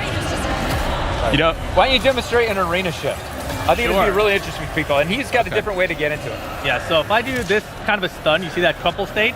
If you get someone to a crumple state, you can do a snapback attack, and it'll cause this arena shift. After this arena shift, you lock out their assist for 10 seconds, and you have unlimited boost. So right now, like you see my boost meter, it's just regenning while I'm doing this, right? And I have no access to my assist characters for like 10 seconds, so I should be paying attention and running away right now. Yeah, but just for demonstration purposes, you know? You get the idea. Yeah. If you were to get a KO on them while they're in that shifted arena, would that just end the game? Would they still get to tag back in if they have someone available elsewhere? Once that timer expires, I can get my character back. Right. Yeah, but not during the transition. But not during the transition. Gotcha. So I have 10 seconds to, hold it down and pray my defense is good with push blocking and heroic strikes and a lot of navigation and basically trying to land a hit myself. I want to see some of these more. These and then he caught me with it. Oh yes. I had fan favorite. This is fan favorite. Rex is such a great character. Oh my. Peggy 18. Oh yeah. Peggy 18. I think they got that now. That is amazing. Oh my goodness. I like that there is that subtle suit difference as well, where you're both playing as Omni-Man right now. Yeah. Okay. Ooh. And I wasn't paying attention there. I probably had an opportunity to see if he dashed out of the way. You dodged that? That was pretty sneaky. You gotta be quick.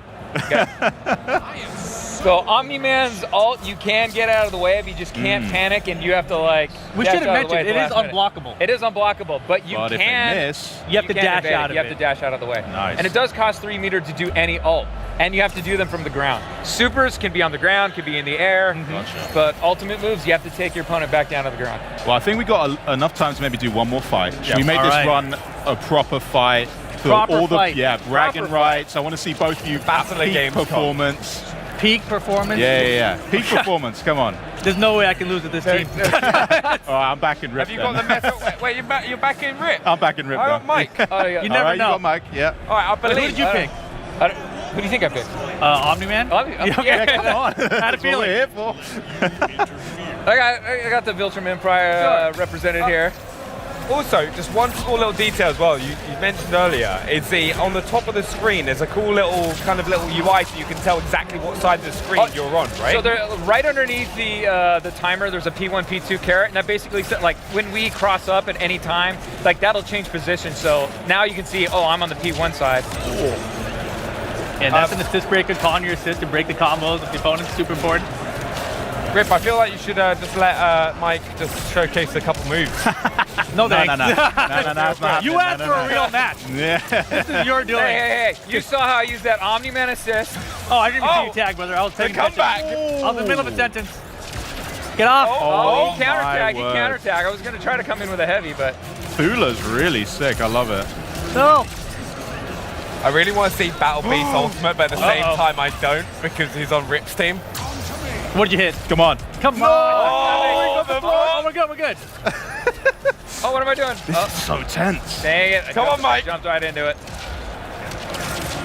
Well, see, I'm in bad shape right now because I'm all out of boost. And while I was talking, I wasn't paying attention. I should have done a counter. Yeah, now I'm going to tag back in to get you back in. Swap out, right? If you get a chance. Oh. Yes, you got a chance. Oh my word. Goodness. I got a push block. Huge blocking. I don't have anybody else. I got him. Oh my God. Yeah, I got Omni-Man. Scumbag. Oh, I dropped it though. Sorry, I got scared. So sick. Please. Oh, this is... Okay. All right. Oh man, this is tense. This is actually really, really close. I love this. Where's I have no meter? Oh! I see gotta the hold panic that. when You got gotta no hold meter. that. Oh, No, yeah, no. it's over, surely. No, we're good. No. Nope, I break those. Nice. Just hanging in there. That was actually so close. Where? Why? Oh no. Dude, you're like beating the snot out of me. Get off me. Oh, we had those. We had those. Come on. Come on. Okay, I might lose with this team, I think. Get off, dude. All right. Did you purposely make it this close? I know it. This is crazy. That's a punish. Oh, no, that's surely. Surely. That's... Great blocks. Hang in there. Oh, nope. I really want to see my Battle Beast word. ult. Come on, Mark. Oh, we're Show him starting what to you tighten got. up. We're starting to tighten up. Come on. Oh, he can pick up from there. Yeah. And I have nothing Yeah. to break. Let's see if he's going to go for it. He did. Damn. He did. He got greedy. Oh, I get in here. Get out. No. No. Oh my God. You got bold. Oh Oh God. my God. That was pretty good. That was pretty disastrous for me. Did he just take out 2 characters in one? Yes, I did. Oh It's my game. God. Oh, that's dead. Done. I Ladies and retire. gentlemen, It's Redemption over. Revo. Redemption Revo right here. You saw it I'm never live. going back to You saw- Evo. you saw it live. Can't show my Camera face. guy, It's over. live. Well, amazing stuff there from Quarter. I just cannot wait to get my hands on the game and start learning the ropes. Double overkill though? That was nuts. Nuts. That Thank was you the so call much, out. Mike. Thank Yeah. you so much, Rip, for showing us what Omni-Man brings to the battle. And you guys, don't forget to wishlist Invincible Versus today. That was amazing, honestly. Thank you. And of course, after you're done tearing your family apart, just like you've witnessed on the Gamescom stage, you couldn't be blamed for needing a breather. So we're going to run back a couple trailers, then we'll talk LEGO Voyagers, Dying Light the Beast, chat with Tim Schafer about the latest from Double Fine later in the day, and we'll also show off more great games as the Xbox at Gamescom 2025 broadcast continues. And it must be said, a lot of the games you've seen so far are Xbox Play Anywhere, and we've got plenty more coming. Make like someone who doesn't have an Xbox Ally yet and stay put. Now, Ninja Gaiden 4.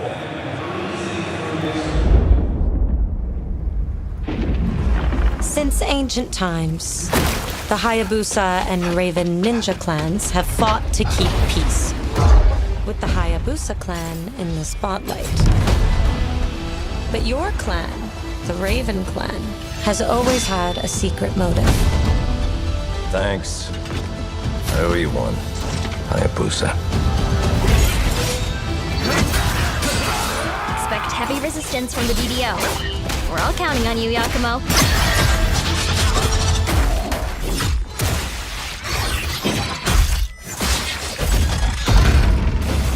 Yakumo, just focus on the hostiles for now. Understood.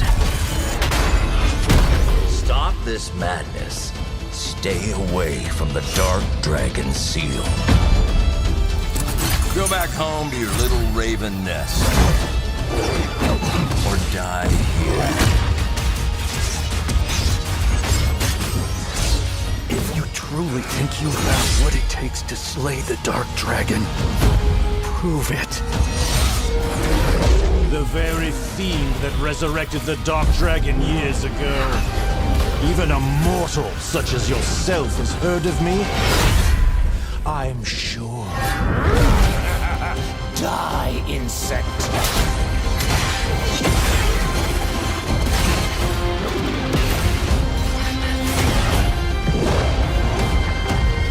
Please, don't kill him. The whole world's at stake.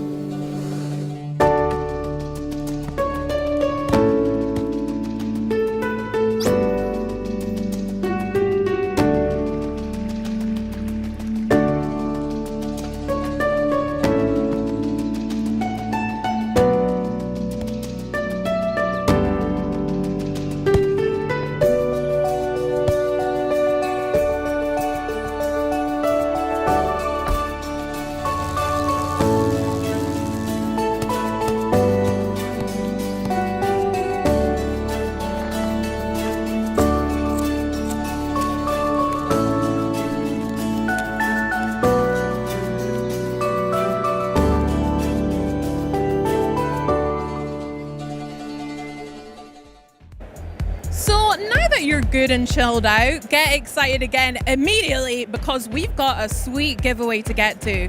This year marks a big anniversary for CD Projekt Red and The Witcher 3: The Wild Hunt. So to celebrate, we're giving away 4 very cool controllers. If you're watching on Twitch, follow the directions you see on screen to enter for your chance to win. And you too can become a monster slayer with The Witcher 3 10th Anniversary Special Edition controllers and celebrate the lasting legacy of The Witcher 3 Wild Hunt. These will include 3 Elite controllers and 1 standard controller. The giveaway closes at the end of the show and winners will be contacted on Twitch. But these wonderful controllers aren't the only way to celebrate 10 years of The Witcher 3. The Witcher in Concert kicks off its Grand World Tour with an incredible, immersive performance of live music and memories tonight here at Gamescom.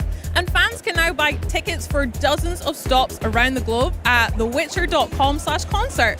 But for now, our broadcast continues with a good long look at LEGO Voyagers. Over to you, Charlie. LEGO has been busy reinventing itself for, the last decade or so, and guess what? It isn't done yet. LEGO Voyagers looks to be an all-new concept for the brand, inviting two players to team up on a journey that fosters cooperation, creativity, and even giving space. So let's snap in and learn a whole lot more from my gracious guests, creative director Carsten Lund, design lead Jonas Haugesson, and tech lead Kasper Honningston-Lichtenberg. Thank you so much for joining me, guys. It's lovely to meet you and talk about LEGO Voyagers. But Carsten, I'm going to come to you first. I want to know a little bit about yourselves, your studio, and how Little Brick ticks. Yeah, Light Brick is a small independent studio based in Copenhagen, Denmark. Yep. And we've dedicated our creative lives to exploring the Lego brick in many different ways. Our first game was called Lego Builder's Journey, and that was about building with bricks. So that was the start of the show, reconfiguring the level in ways. And this second one, we wanted to take it a step further. We want to go a little bit deeper to actually focus on being a brick. So Lego Voyagers is about being a Lego brick. Yeah, and you say getting up close, Paul. Are you like in the studios just like really looking at the bricks going, I don't like this one, that one's shifty? We do look a lot at bricks. Yeah, we're very inspired by the bricks and the shapes, and we have a lot of bricks in the studio, and we build stuff, obviously, but this is digital, right? So the most important thing is that it feels intuitive and good to play. Absolutely, yeah. Well, it's the iconic snap, as I said in the intro, in real life. So you need to try and match that feeling and that aesthetic in the game. And I'm sure we'll go on to talk about it. But I wanted to know, Carsten, also for you as well, tell us a little bit more about the game. So how we've translated that tactile feel of Lego into Voyagers itself. What's it about, and what makes it distinct from other Lego games we've seen in the past? Lego Voyagers is a co-op game, so it has to be played by two players. It has to be played by two players. Interesting. Okay. And it's a platformer, first and foremost, and then it's a puzzle game on top of that. So a puzzle platformer where you navigate the environment with your little brick, and you have to solve different challenges along the way and build and have fun. So that's basically the game. Wonderful. Oh, and so we're looking a bit at it now. So can you set the scene of what we're looking at? We're playing as the red and the blue bricks, right? Do they have any other names, or is it just red and blue? We just call them red and blue. You can name them any way you like. Yeah, this is sort of the beginning of the game. We're playing around, trying to learn how to navigate the environment and attaching to the little... that was so nice as well, that little snap-on that it does. Yeah, exactly.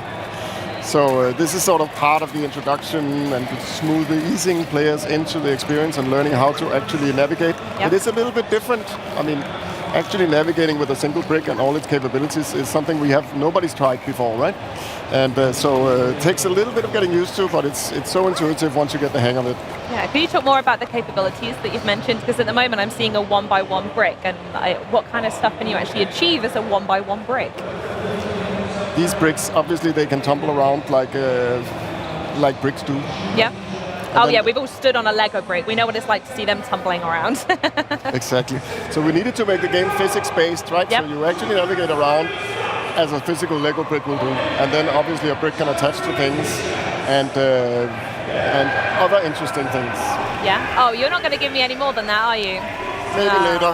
Right, I see you. Jonas, we're going to come to you now because I'm not getting anything out of you anymore. I want to speak a little bit more about that cooperation and the collaboration that we spoke about before, it naturally having to be a two-player game. So how and why is that key to this experience, and how does building something actually work in LEGO Voyagers? Well, as a Lego brick, of course, we thought it obvious that you should be able to connect to other bricks. So naturally, that started basically. So being able to connect to other bricks should also mean that you have to build contraptions with these Lego bricks. Oh, okay. Of course, you can roll around with all these bricks as a big tower or ball. Oh, really? Or whatever. Yeah, sure. But you also have to overcome some challenges. Here. Oh, amazing. Yeah, exactly. You also have challenges where you have to be a little more precise with what you're doing. So we made a specific mode for this. We call it building mode. Okay. You can see it here where the small figures kind of snap in a grid in movement. So it's a little more deliberate about your brick placement. Absolutely. So we're watching them build a bridge here. Does physics come into play here? Is there a bit where you maybe built too crazy one way and they fall apart, or is it just naturally very easygoing? You don't have to worry about physics and that. Physics is in everything in this game, basically. So, I mean, even when you're in build mode, you're still a physical entity. You might be able to push the other player off the edge or stuff like that. So you can be a little bit rude with a Yeah, co-op yeah, then. It's not always good vibes. Yes. And we have catapults, catapult building, where you have to propel the other player from the contraption you've built. So it's not all building bridges, it's literally flinging each other as well. Yeah, definitely. Oh, fantastic. I like that you can see it actually. Yeah. Is this the this is the catapult. So that one not quite so good, huh? No. Exactly, and then you have to rebuild it, extend it. Oh, I see. So the puzzle here isn't trying to get more firepower, it's actually making the catapult slightly larger. Yeah. And then how much of the environment are you able to pick up? Is it quite obvious which elements you can pick up and move around, or is it open to your interpretation and everything can go? We've playtested it a lot. And I don't think we've seen anyone being surprised that something is loose, or something is like fixed. But every stud you see in the environment is connectable. Wow, okay, interesting, good stuff. So Carsten, we're going to go back to you here. While we're all working together and unleashing our creativity, is there going to be a story for us to follow as well, or is it just a series of random puzzles that we're going to enjoy? There is a story, yes, there is. This is a story, I mean, it's like in Builder's Journey, we like to sort of, it's a non-verbal story, right? So we don't have any words. You have to sort of be part of interpreting a little bit.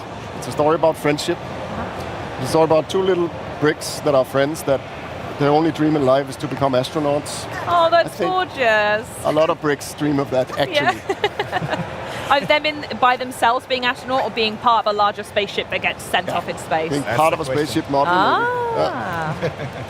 Yeah, so we follow them in this game. They watch these test launches, and one of the spaceship crashes, and they actually find a little cockpit that is still wiggling and alive.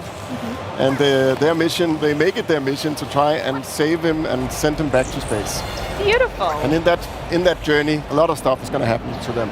And then there's a little bit of a narrative of friendship, and when you share a common dream, sometimes you grow a little bit apart, and sometimes you have to find different ways of being connected.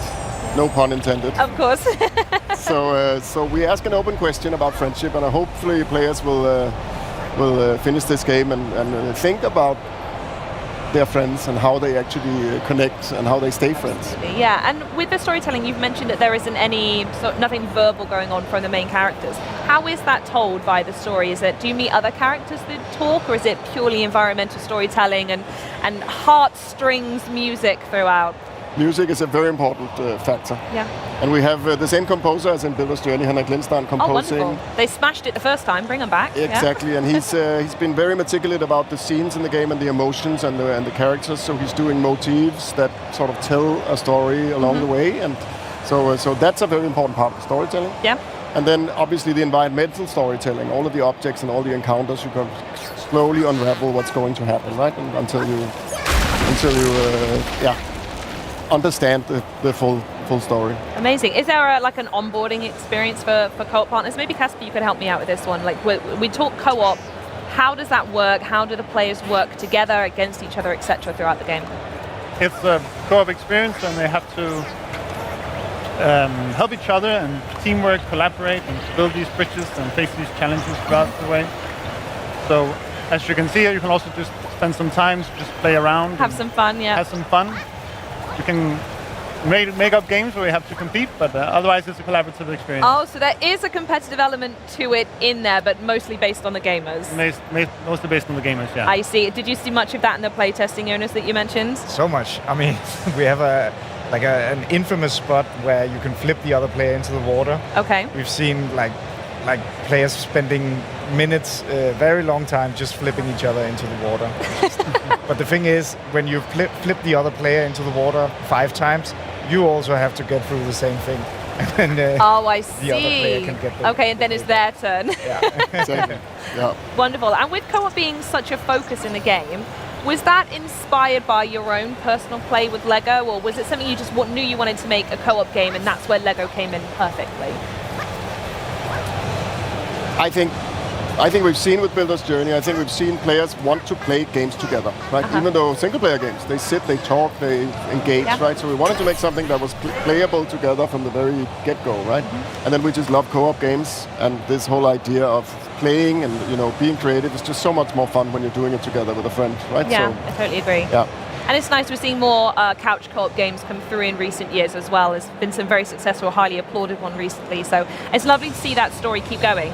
So Carsten, question for you. This all looks really lovely, naturally. So the question you probably knew was going to be coming from me, which is, when are we actually going to get our hands on the game? Very soon. Very, very soon. I think if you're here on Gamescom, you can just go to booth 8, the Lego stand, and try a demo of the game. Just over there, in case anyone's watching, wondering where the map is, it's through that door. But if you are not here, you will have to wait to September 15th, which is not very long. Not that far at all. It's a couple of weeks, really. Exactly. That's when the game will be out. So beautiful. Is there anywhere else we can look to find more information on LEGO Voyages before it comes out? I don't know if you've got any more news on the way you need to talk about before it launches. I think there's a website, legovoyages.com, and that'll direct you everywhere and find. Perfect. Well, thank you so much for joining me, Lightbrick team. You're all a wonderful bunch, and this game looks absolutely stunning. And folks home, don't forget to wishlist LEGO Voyages today, so you'll be ready when it drops, as you said, September 15th. And speaking of taking legendary creativity brands in brand new gameplay directions, you are about to witness the world premiere of an upcoming open world survival crafting game with a, I'll call it a decidedly Studio Ghibli aesthetic. Check it out.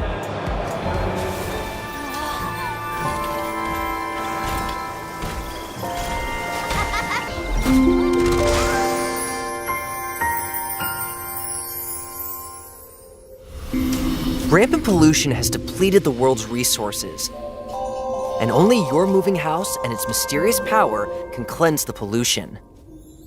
In this world, you will meet Kororu, whose hot-tempered personality masks his secretly warm heart. And collect resources,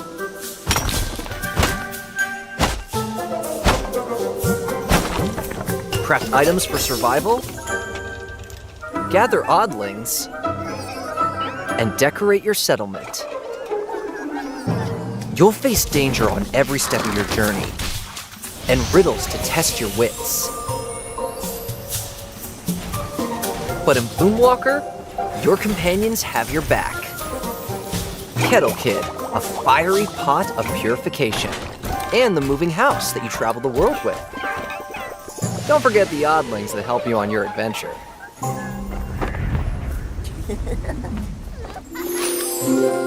Hi, I will be your guide during this dev gameplay walkthrough. First, let's follow the house as we look for a place to anchor it. If you stick close to the moving house, you won't take any damage, and the forest will begin to be purified. Seems like this is the best place to anchor the house. If you activate the anchoring device, you can purify the surrounding area.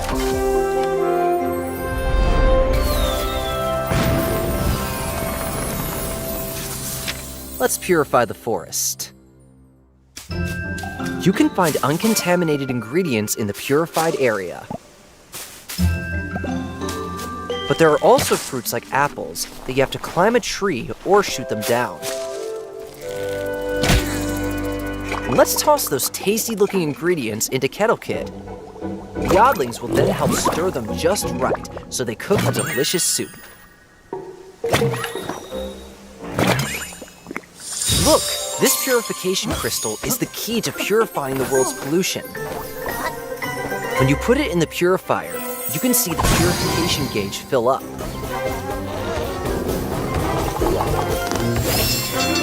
The purification gauge is now full. Let's operate the purifier.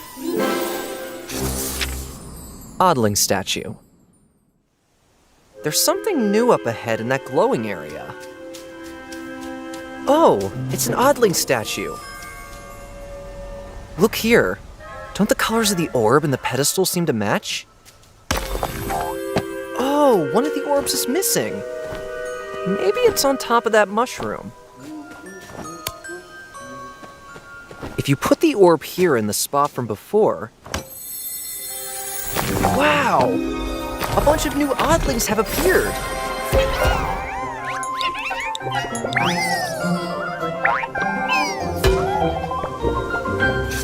Invader Pelicani Cleanup. Let's take our new friends home. Wait, what's happening? Oh no, it's Pelicani! That wicked creature eats anything!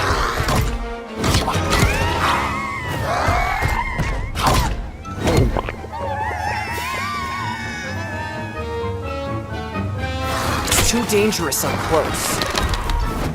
So let's chase it away with a slingshot. Building a settlement. We have a lot of oddlings now, but there doesn't seem to be enough houses for all of them. There also seem to be some oddlings exhausted from overwork. We better build more facilities for the oddlings. And this looks like a good spot. Let's relocate the cluttered storage box and place the sunbed next to it.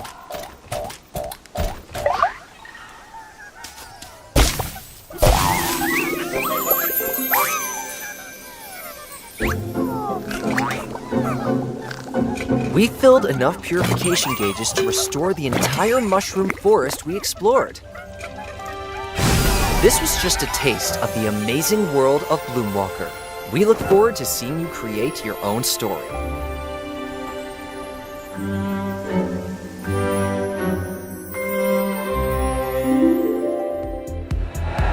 Well, some survival scenarios are a bit more dire than others, and if Project Bloomwalker is set to be a beautiful but challenging walk in the park, then Dying Light the Beast is a long march down a ruined highway to hell. The latest installment aims to blaze a new trail for the beloved zombie apocalypse franchise. And here to introduce us to the Beast are Dying Light franchise director Timon Smektala and Q&A analyst Aaron Tolte with some live gameplay. This is so exciting. Welcome to the show and welcome to Gamescom, guys. Hello, Bex. Hello. How has your Gamescom been so far for both of you? It's my first time, so very, very exciting. Yeah, it's cool. Yeah, busy, crazy, and lots of fun. Yeah. Love it. Well, you've got some live gameplay for us, so can you show us what you've got? Yeah, absolutely. Very excited. Yes, let's start the demo. And the mission that we have here, of course, it's Dying Light the Beast, right? So it's going to be scary, going to be full of zombies, full of open world exploration, parkour, melee fighting. And the mission that we have here is actually quite funny one because it's one of the side missions from the game, and it starts with a very classic Dying Light dilemma. There's like a small group of survivors struggling to survive, live to another day, hiding in the town hall here, and suddenly the water source is gone. Like there are no water in the taps, and like they don't know what happened. Like is something trying to hurt them? Maybe something is broke. Maybe something is trying to get rid of them from this place because they want to take over. So it's kind of like a classic Dying Light problem, but then there are some twists, there are some turns, there's some mystery to uncover. Probably we will not see all of it here, but let's just give it a go and let's see how far we can go. Let's see what we uncover. That is one of my favorite things from the previous games, when you have this little hub community kind of safe space for most part, and then you do have to go out and protect them or gain friendships as well as take on the challenges outwards. And that's exactly what Kyle Crane is doing, because like that's a side mission, but also the basics, right? So you play as Kyle Crane, and that's a very unique, very special type of a hero for a survival horror game, because he's not only the master survivalist, like he's not only able to survive as long as he wants in this difficult, challenging environment, but in this game he also has access to a set of very special, very powerful beast-like abilities, which really allow him to kind of unleash all of the rage, all of the everything that he has in it. And like the tagline for the game is that they were trying to break him, but they created a beast. And why they were trying to break him? Because he was captured by this guy named the Baron. Baron is a crazy scientist who's trying to achieve something very, very sinister.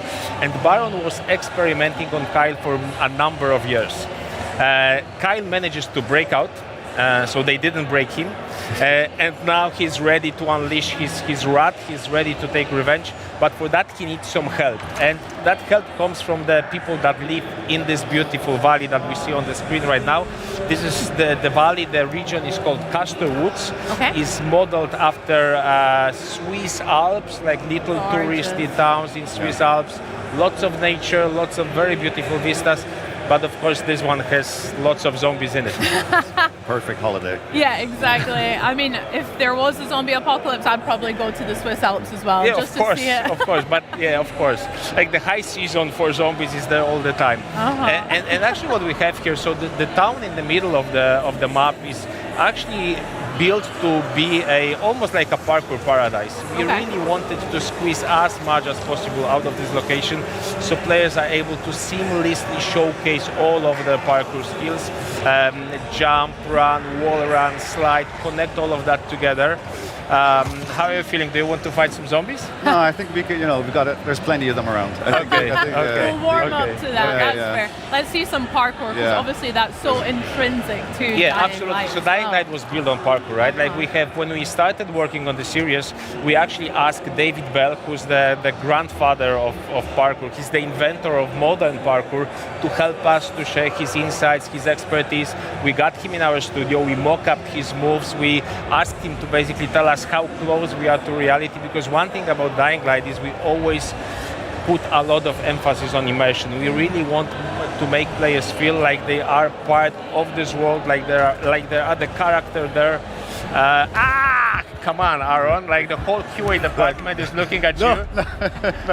It's a lot of pressure for a live. It's all part of the. It's all part of the plan. It's Dying Light, But I think it's worth saying that this is like, you might look at the game, you might look at the screenshots and think, oh, okay, I see a machete, I see a guy, I see some zombies. It's just easy peasy. I go slash to zombies. Absolutely not. This is a survival game. This is a thinking man's survival game. So you constantly have to be on your toes. You constantly need to think like a survival to survive. Even if you are as a good player as Aaron, you have to constantly look at. You have to look at every step that you take. It happens to the best of us. And I can understand why Aaron is nervous. Like before coming here, we had a conversation that actually the whole QA team, from which Aaron is, they were aware that he'll be playing, so they are watching right now, putting extra pressure on the guy. I kept it quiet and it was. But don't worry. Aaron, you're doing amazing. Thank you. And by the way, if I just using the opportunity, let's just wave to our QA guys, because they are really putting a lot of work into this. They are the most important part of the dev team in this very final stretches of the production, because we are basically just 4 weeks from releasing the game. So exciting. Yes, so very close. Actually, maybe you can loot some stuff, right? Yeah, I think it's a good chance here. I love this layout so far. I mean, the town itself feels a little bit on the less living and breathing side of things for now, but it still feels so realistic, as if I've actually felt those textures and been in places like this before. So actually this is something that we are very proud about, because like the whole world has been handcrafted by our level artists, and not only handcrafted, but also they've managed to put a lot of Easter eggs, in-jokes into the world. So like the posters you see there, like they have even scanned some of the items that they have in their homes, in their houses, and kind of brought them into like the virtual versions here in the game. I'm not sure we'll see that, but for example, there's a blanket with a lion. We might get a chance. Yeah, we might get a chance to see that. So actually, that's a blanket that was scanned, taken from grandma of one of our artists, and in a way to kind of honor her and put something very real into the game. We have the blanket and a lot of other different items. The whole map has been created by hand by our artists. That's why it feels so immersive. It feels real, like every square inch is different. Yeah, you've really put heart and soul into it. I mean, the second game, obviously, it's in the title, Dying Light 2 Stay Human. So I think that's been one of my favorite parts of the Dying Light games, is it's set aside from other games like that because it feels so realistic. And, realistic also in the combat. Exactly. Representation of gore. So another thing about Dying Light, aside from parkour, of course, it's a melee combat focused game with lots of brutality, lots of gore. I think that's something that's very important in the zombie genre, that you really need to show the guts, you really need to show the blood, you really need to show the kind of the brains being exposed, the heads being cut.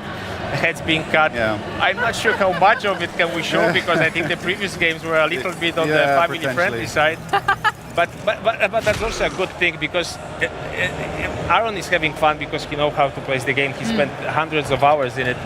But again, this is a game where you see zombies, you don't just run at them and slash them. Like, you really want to make sure that whatever you do makes sense, that you don't take unnecessary risks. That's a nice thing. Actually, maybe it's also worth mentioning that a lot of our combat in Dying Light the Beast is created using physics and ragdolls. If we have animations that are super short, just to represent what happens with the enemy that you are hitting. So, like, you will encounter hundreds of zombies here, but every fight with a zombie is different because the reaction is always different. Sometimes he hits an obstacle, sometimes he hits another zombie. There's lots of those cool emergent moments. Yeah. You were speaking about some of the melee weapons that we've used already, like we've had machetes and all sorts. What sort of weapons can we find in the world of Dying Light? There's more than 100 melee weapons, and of course the classic stuff for the genre. So I don't know, gas pipes, crowbars, machetes, hammers, axes, wrenches, things that you can basically find all around you. But also if you dig deep enough, and that's a very important aspect of Dying Light the Beast, that there are lots of secrets that you can actually uncover if you dig deep enough. You can find weapons like medieval swords, very unusual creations of the survivors. So really a lot of very fancy looking and fancy working and effective weapons that are really a lot of fun to play. I like the sound of a medieval sword. That sounds pretty badass, to be fair. Do you guys have favorites? What's your favorite weapon of choice? Samurai sword. Samurai, of course, like a classic. It's probably a boring answer, but yeah. But for me, actually, it's a flamethrower, something new to Dying Light the Beast. So for some reason, like, even though we are making zombie games, we didn't have a flamethrower before. So Dying Light the Beast, aside from the melee weapons and a big focus on firearms as well, introduces a number of new weapons. So flamethrower, grenade launcher, saw blade launcher, and a number of additional hidden stuff that you will have to find as you play the game. We are now living the time. We are now living the town, and actually that's an example of one of the open world activities. Like, there are places like this spread all over the world with which you can interact. If you manage to survive, Aaron. It just came out of nowhere. Remember your fault is survival horror. I'm demonstrating exactly what we want, right? Yeah, that's true. And so, like, military combos like this, if you manage to kill all of the infected here, or if you manage to outsmart them, because that's also an option. You can, for example, use a decoy, draw them to away from this place, and then try to loot it. That's a very good place to find some ammo for your firearms. And as I said, firearms have really received a lot of love from us as developers in Dying Light the Beast. Okay. He's a bit too big for now, I think, this guy, right? Yeah, this one, let's not risk it. You already died once, so I don't know. Playing with fire. Like, the guys back at home are making bets, like, will he die again? Oh. So firearms, there's a little bit more of a focus on. Yes, absolutely. Maybe we could actually use the rifle. What do you think? It will get messy because the thing about firearms is they make a lot of noise. Got you. So as soon as you start shooting, there's a chance that the virals, the fast-moving zombies, will come. Actually, I think there's one guy over there. Let's go inside. Yeah, let's try to hide. We'll see if that works. Safer inside. Oh my. Yeah, gosh, but relatively. A little bit. Like, it's never safe in the world of Dying Light. Like, what I like to say is that it's actually one of the most dense open worlds out there, because basically every part of the map is something where you play the game, where you do some kind of interaction. Either you parkour, which is also like interaction, you click buttons, like you're trying to get somewhere, you make decisions where you want to go. Combat the same, you get surrounded, suddenly there's a group coming from one direction, group from the other. Constantly something is happening, like you are never bored. It's very intense, very dense experience. That sounds really cool. A lot to explore and discover, and every kind of trip outside of the safe zone is probably not going to be exactly the same as before. Yeah, so Dying Light was built out of emergent moments, and we actually we did fight with some of the guys with the tanks, for example, right? But actually we didn't trigger them, so maybe if there's an opportunity, but actually that's a nice thing. Or maybe we can keep the... I think there's, some better opportunities. Okay, so what happens right now is that because Aaron was fighting a lot with quite intense, he managed to charge his beast mode. right? So Okay. now he can unleash it. So maybe we can actually see that here, like how effective he is with fighting those zombies. They throws them all around. Like he has those my like God. finishers. He doesn't need any weapons anymore. Oh my goodness, he ripped his arm right off. Flippin' A. Cat, like nothing is left like unturned and uncrushed and unsmashed. Who's laughing now? No one left unsmashed. No. That sounded like you are saying it to the QA guys. Like, who's laughing now? Like, I'm here on Xbox and I'm playing this awesome game. I can't confirm it. Oh, zombies don't need brains. It's fine. Yeah, some of the new visual designs for our enemies. So of course, like you can see the game is really beautiful to look at. Even the zombies. Like if you are into zombies, it's good to make a pause or go into photo mode and try to see how detailed the models are, especially when you do some damage to them. We have increased significantly the number of places on their bodies which you can damage. We have, like when you cut a limb, you can cut it in 3 different places. You can really leave a lot of scars, wounds, like broken places on. Yeah, let's try to. That's nice, quite brutal. I saw earlier I like when you that. just left someone crawling because you cut his leg off, so that was quite mean for that poor zombie, I feel, as well. A nice flame. Also, as you can see, there's a lot of versatility, yes, like, you know, emotions. There's a lot of varied ways how you can solve combat situations. That's also something that we were always thinking about when we were working on Dying Light games. We want to give players freedom where they go anywhere, climb anything, freedom how they fight. Actually, we're leaving the mission area, so like of course in the full game you're not leaving mission area, so the freedom is open and you can go everywhere you want. Yeah, I like the tactic of running away. That's my favorite tactic for zombies. But that's also like that's your choice, right? And again, like vehicles, another thing that's new to the beast. Actually, maybe we can also show the FPP, right? Because you can drive from that perspective, like keep the immersion. So it is like it's nice to roam through zombies, blast through zombies with your vehicle, giving you a little bit of those Carmageddon vibes. But again, like a little reminder, this is a survival game, right? So like you need to think about how damaged your vehicle is, and the gas. We're about to run out of gas. Exactly, doesn't have gas. So I think we are slowly running out of gas. So got to find a gas station. Exactly. I'm not sure they're still working. You know, oh man. So with our new vehicles and things, is there different areas that we can explore around the world then? No, so actually we decided to choose this one because it fits the environment most, right? So Aaron, when you get up, maybe let's just have a nice look around the place. So taking the view, I love that. Yeah, take the view, and we'll talk about vehicles. So we have chosen those off-road pickups because they fit the environment most. We didn't see that much of it yet, but the whole world is actually quite varied. We have the town in the middle, we have an industrial park, we have swamps, we have mountains with hiking trails, we have farm fields, so a lot of very uneven terrain. So off-road pickups seem to be most fitted to this kind of environment. So yes, you are driving that vehicle. There might be some things hidden, but I'm not spoiling that too much. But then you're also able to customize the visuals of the vehicle a little. So there's still quite. Oh, I think that's the blanket that I was. This was the. So this is actually the real blanket that you can find in one of our level artist grandmothers. Actually, at one of the playtests, some guy met me. He said the same thing. Like he recognized the blanket. So it's a very iconic. That's so wholesome. So there we go. That's a challenge for everyone. I don't know. Are we ready to go into the night part? Because we might do that. But a word of warning, because like Dying Light generally. Let's maybe look at some Vista before us. Okay, let's go to the night. So what happens is that Dying Light basically is a game of two halves. The day part that we have just experienced, if you are a good player, you are in control. You know what to do, like you know how to behave.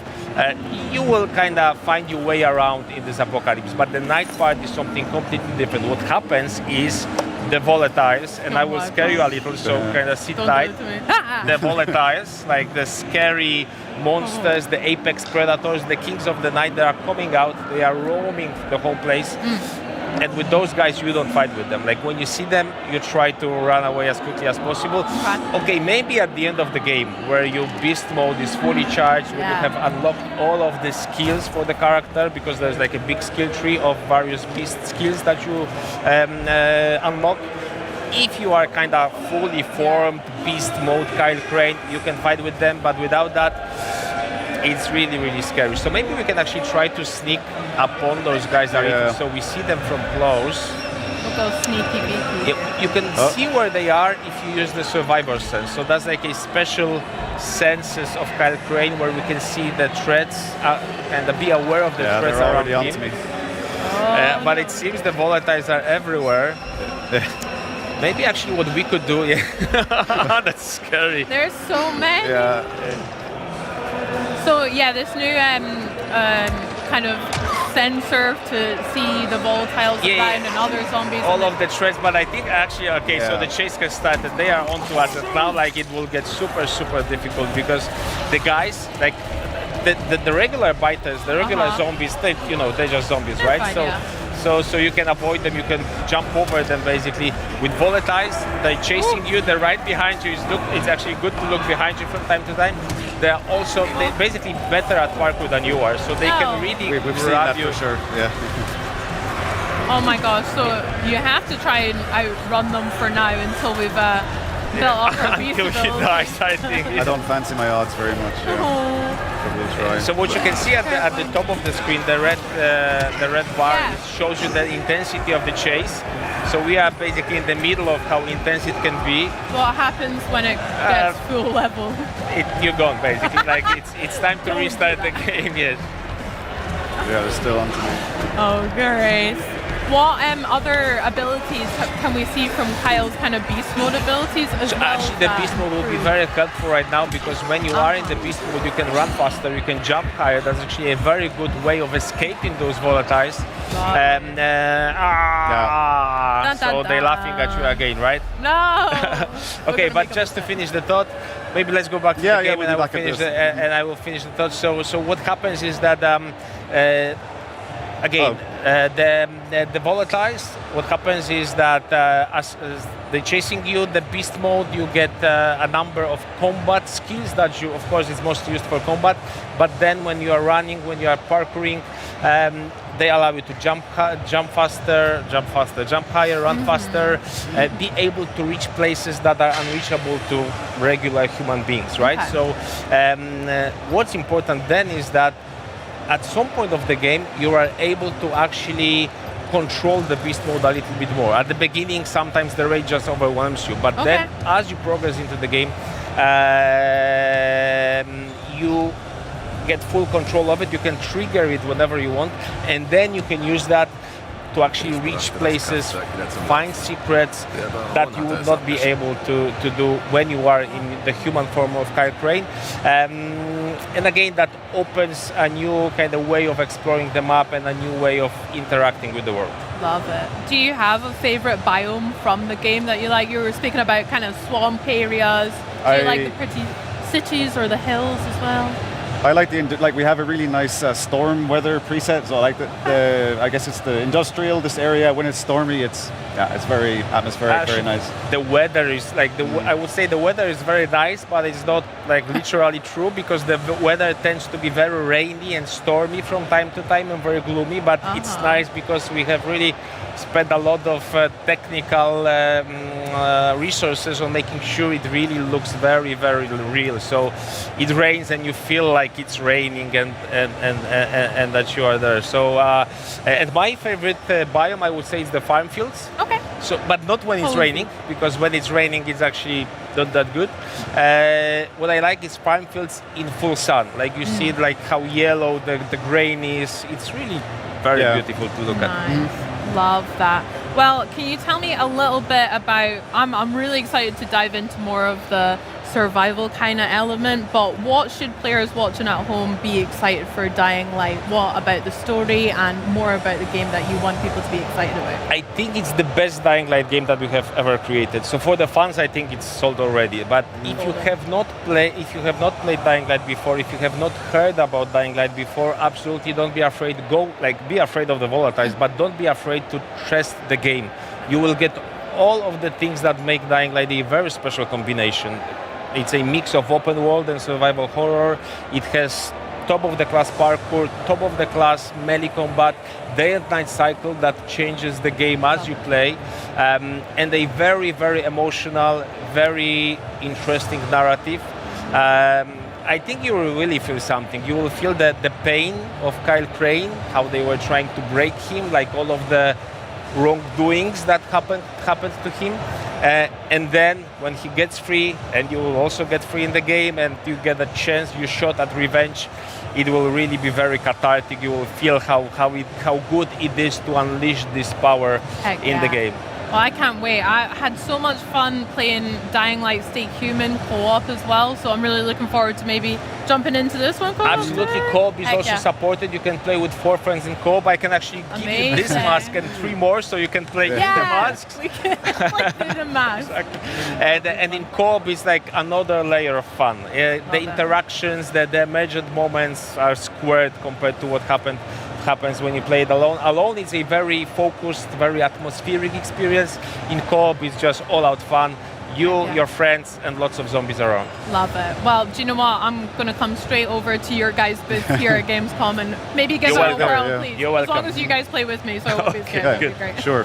What can we look forward to from Dying Light the Beast Exciting next? bit. Dying Light the Beast releases in 4 weeks, September 19th, so it's excitement all over the place. PC, PS5, Xbox Series S and X. We can't wait for you to play the game. Amazing. I can't wait either. Timon, Aaron, thank you so much for showing me you so much. a little bit about Dying Light the Beast. I can't wait to play more. Thank you. But for you guys at home, don't forget to pre-order your copy today. Now then, the Xbox Gamescom broadcast continues with some more trailers, including a world premiere trailer for a game that uses deck building as a metaphor for cooking to whip up something entirely unique. Then we'll hear from Double Fine's Tim Schafer about their new opus Keeper. And don't forget, we've still got World of Warcraft and Call of Duty updates toward the end of the day, and not to mention some news on a little indie game, and that's INDY, not INDIE. See you soon. Morning. Nice day for fishing, ain't it?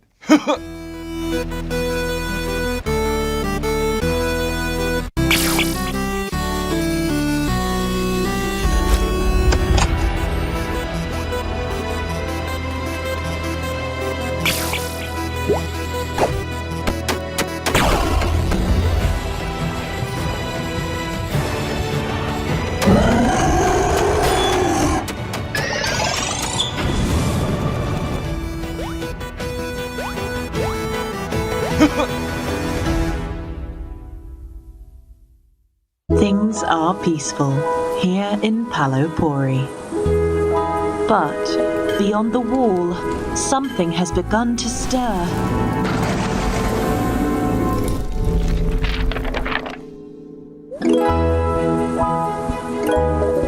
In the face of danger, it's time to get to work. You see, in this world, not all heroes wield swords.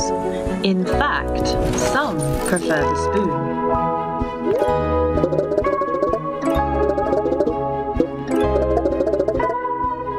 There are some who believe that in order to save the world, you've got to start with a really good meal. And that's exactly what our caretakers need.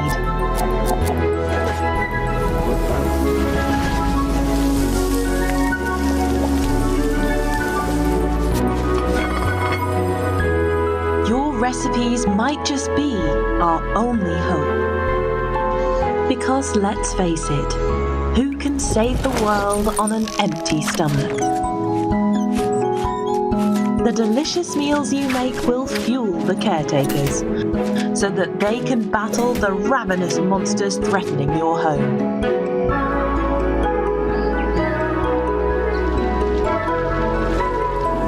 Opening soon. Bistro. It's Bistro. Beasts who run a bistro. It took me a minute, but I got there. I don't get it. Well, Bistro is Xbox Play Anywhere, so if that game looks to your tastes, consider it just one more reason to get excited for the ROG Xbox Ally and Xbox Ally X. But now, it is our sincere pleasure to dig into the latest title from Double Fine, Keeper. Keeper has been turning heads since its reveal during June's Xbox Showcase and here to bring us some never-before-seen gameplay. It's Double Fine production studio head and fan favorite Tim Schafer. Tim, thank you so much for joining us. First off, it's so exciting to have you here. And this game, we're going to straight out the bat. It's clearly Lee Petty's baby in many, many ways. Bit of a Double Fine legend, I hear. Yeah, he was our art director on Brutal Legend and Broken Age. I mean, some of the best games you could ever reel off that someone's worked on. I want to know a little bit more about what it's like working with him and your team bringing his vision to life. Well, Lee has a really, as you can tell from those games, a really strong idea of what a game should look like and how it should feel. Yeah.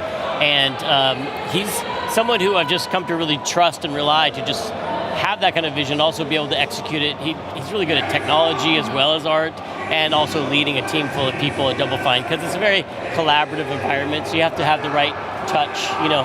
Absolutely. And so mostly what it's like working with him is I just leave him alone. Especially you can trust day one he turns up and he knows by day end, he knows exactly what needs to happen. And as you say, it's an element of trust. I think that's really important. Yeah, especially in a game without any dialogue. So I don't have to worry about him sneaking in any bad language.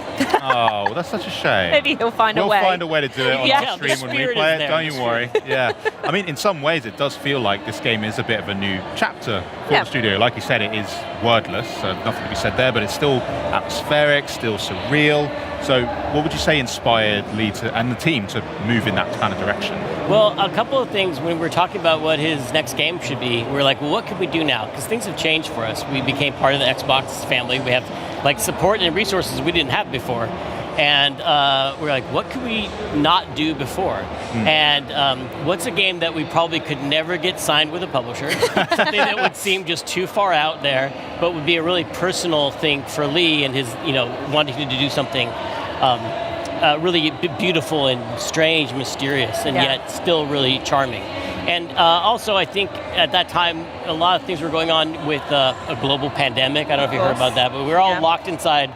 And the only way Lee found a lot of escape from that was to go on long hikes through nature. He'd go into the mountains and look at the nature around his house and think about... I can see where this is going, yeah. About how the humanity is really threatened. We didn't know what was going to happen. We were kind of scared, and yet nature just kept going and changing and evolving and interacting with each other, and that was really inspiring to him. And he's also a weird guy who has like a lot of interesting tastes. Grew up on like the Dark Crystal and Cronenberg films and surrealist painters, and so put those things together to make something that was chill like nature, but also a little weird. Yeah. And I think you'll see that in the game. Yeah, when you mentioned Cronenberg films, I am now slightly worried for the Seabird, but I'm hoping that you're going to leave that bit out. Well, you're just going to have to... The game's we're not getting anything today on that. It's all about surprise, but it's not a horror game. Yeah. Although it's an interesting... Lee's vibe with this game is that it's not some super violent horror game with a lot of blood, but it's also not like just when you think of a cozy game, they're sweet and they're cuddly cats in it. But this is like, it's got a weird vibe where the unexpected might happen. It's like atmospherically off. There's something amiss. Yeah, something lets you know that you don't know what's going to happen next. Yeah, for sure. What was it like when you started off with the initial sketches? That must be quite a fun time during the development process where you are still sort of hashing things out, but then moving forward to what we see today, how's that sort of transformation been? I mean, it was fun to watch Lee and his small crew get together when they just started, and they were just trying different gameplay ideas out. It really was a blank canvas for them to just experiment and experiment with things that are not just, when I mentioned surrealist painters, like it's not just melting clocks, but it's also like the procedure they came up with their art by tearing up words to make new words, and so that it was fun to watch this process of when the sky's the limit, what you come up with, and watching it evolve to of course, it just had to be a walking lighthouse. Yeah. Oh, absolutely, yeah. And I want to go back to what you're saying a little bit about the surrealists and paints. I want to stick on art for a moment because naturally everything we've seen so far just screams beauty in Lee's deranged way. Screaming beauty is what we call it. Screaming beauty. That's Lee's nickname around the office. Love it. Can you tell us more about the art direction itself and how that ties to the actual mechanics of the game now?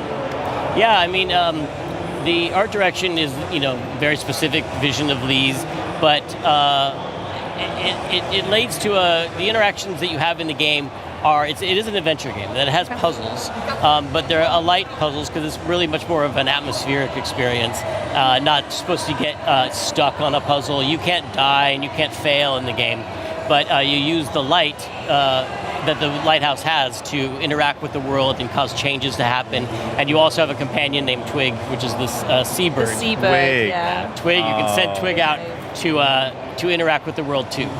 Very nice. I mean, you guys are very typically known for quite a lot of experiences that are somewhat reality warping, mind bending. Are we going to see those kind of same shades? What's really the vibe of Keeper?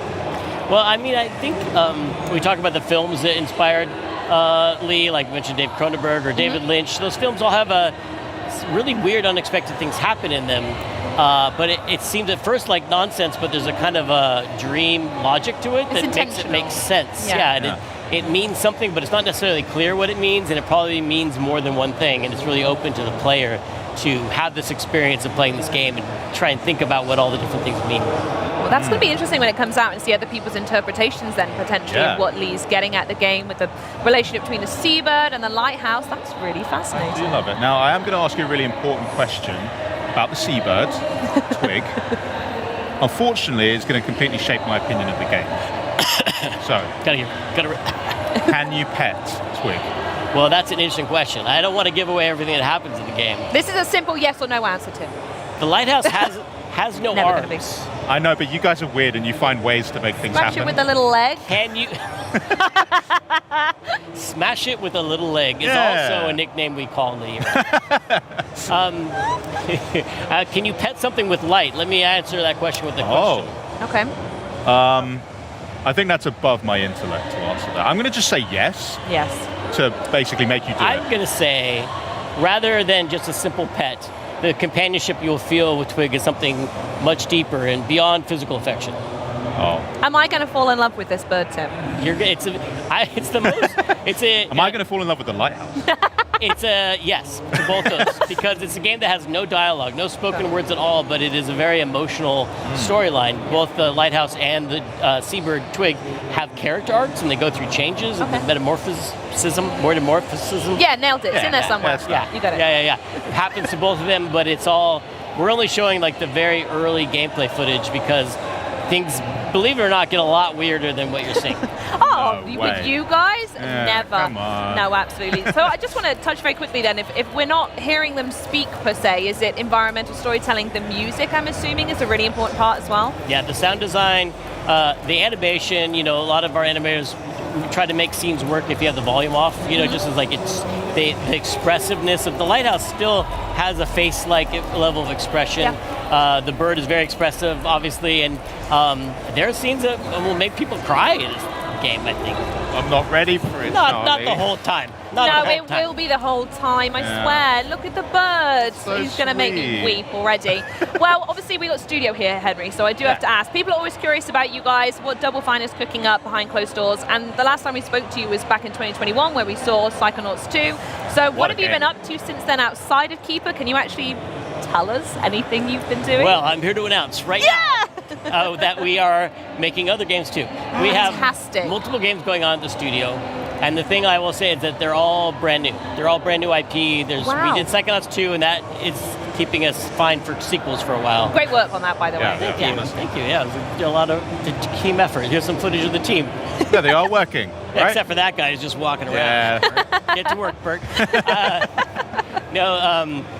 We're working on new projects that are brand new IP, and we're excited about sharing them someday. Oh, just for someday. Make sure you let us know. We'll let you tell you first. Yeah. Sounds good. Well, Tim, thank you so much for joining us. Do you have any final thoughts on Keeper that you'd like to share? Well, let's see. Do we talk about the bird? Yeah. You did the birds. Yeah. Bird. There's puzzles. Yeah. Got that. Puzzles. Check. Have I mentioned that it's weird but chill? Yeah, kind of. More or less. Did I yeah. mispronounce metamorphizing? Yes. Great. Yeah. Okay. No, that's I all didn't my hear talking that. points. Perfect. We've absolutely named them all, and just in time because we have some harder questions for you. Me and Henry are going to start grilling you. A little game that we like to play on Xbox On called This or That. I can't think quickly, but I'll try. Well, you're going to have to think pretty quickly. Henry is going to fire some questions at you, and you can either give us one-word answers, or if you need a minute to think, that's fine. But there's some pretty good questions. I won't lie. Henry's nailed I'll do it this. as fast as I can. Game for it? Lock okay. in. Right, let's play this or that with Tim Schafer. First up, Jack Black in Brutal Legend or Jack Black in Psychonauts 2? Oh, well, you could put those together and get Brutal Legend 2, which is not something we're working on. Nice, I like that. I'll save it for that. Would you rather work at the Department of Death as a travel agent, or would you rather work as a Psychonaut? Psychonaut. It has a lot more personal career growth possibilities. They have badges, whereas Manny had kind of a dead-end job. That's true. Well, seeing as how you'd like to be a Psychonaut, this is a good question. Telekinesis or clairvoyance? Well, you can do so much with telekinesis, but clairvoyance lets you see how people see you, which is terrifying, and I don't want to know it, so I'll go with telekinesis. Good pick. Okay, Rad or Raz? Oh, Lee's game Rad. Uh-huh. Post-apocalyptic 80s roguelike action game. Or Raz, who's a human being, but fictional. But, I'll go with Raz because he's on Game Pass. Oh, I like that. Would you rather be a lighthouse or a seabird? Oh. Well, seabirds are cool, but lighthouses get pooped on a lot. And in general in life, what I'm saying is you'd rather be the pooper than the thing that gets pooped on. So I'm going seabird. Unfortunately, I think I agree, and I never thought I'd have to agree on that statement, but cool. Do you prefer talking animals or sentient objects, if they were real? I mean, it depends on the object and the animal. I'd rather know what, like, my cat is thinking than know what my toilet is feeling. Oh. And I'd rather my toilet not have any thoughts at all. Yeah. We're going down a real, Gross, theme here right now. I apologize for the gross examples, you guys. I don't know why. We are never doing this game again. Picture of a safe and a rat. I could have so gone with done. Fantasy or sci-fi? Science fiction, sci-fi. I like the music better. Yes, my guy. Okay, would you rather have tentacles or 2 heads? Instead of, well, I'm going to go tentacles because 2 heads is just like another mouth to feed. Yeah, oh, that's true. Okay. Do you prefer boss fights or platforming? I like platforming on the way to a boss fight. You can have a boss fight at the end, but platforming. Okay. Now for the big question. Go. We're in Germany. I have to ask this. Currywurst or strudel? Is that what it looks like? They're little currywurst and yeah, that's the best ones we could find. One's sweet and one's really goopy, but the Schaefers come from a long line of German sausage makers. No joke. Right. So I'm going to have to go with the currywurst. Okay, Is there it you go. first? There we go. Currywurst. I think they'd say currywurst. You should know. Yeah. Hey, I'm big up the family tree and then say it wrong. Well, thanks again, Tim. This has been a lot of fun. Remember, guys, Keeper launches on October 17th, 2025, but you guys can wishlist it today. And of course, there is still tons more to come up, including this exciting update from our friends at Square Enix that should make those of you anxiously awaiting an Xbox Ally on October 16th pretty happy. But then, stay put for the latest developments in World of Warcraft, Call of Duty, and more on Chronos: The New Dawn. Live from Cologne, Germany, this is Xbox at Gamescom.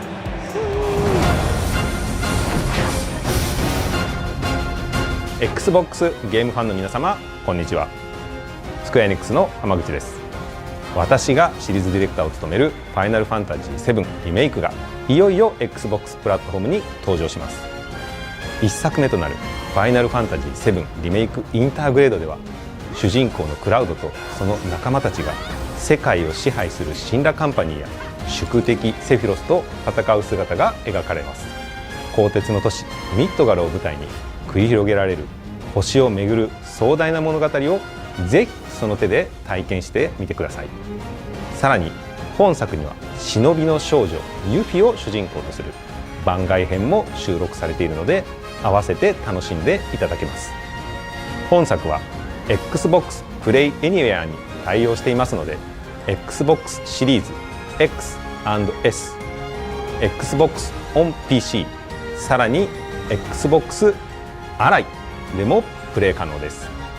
いつでもどこでもあなたのスタイルでファイナルファンタジー7の世界へ飛び込んでください。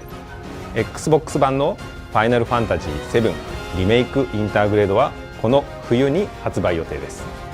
ウィッシュリストに登録してファイナルファンタジー7リメイクシリーズの新情報をお待ちください。それではダンケシェーン。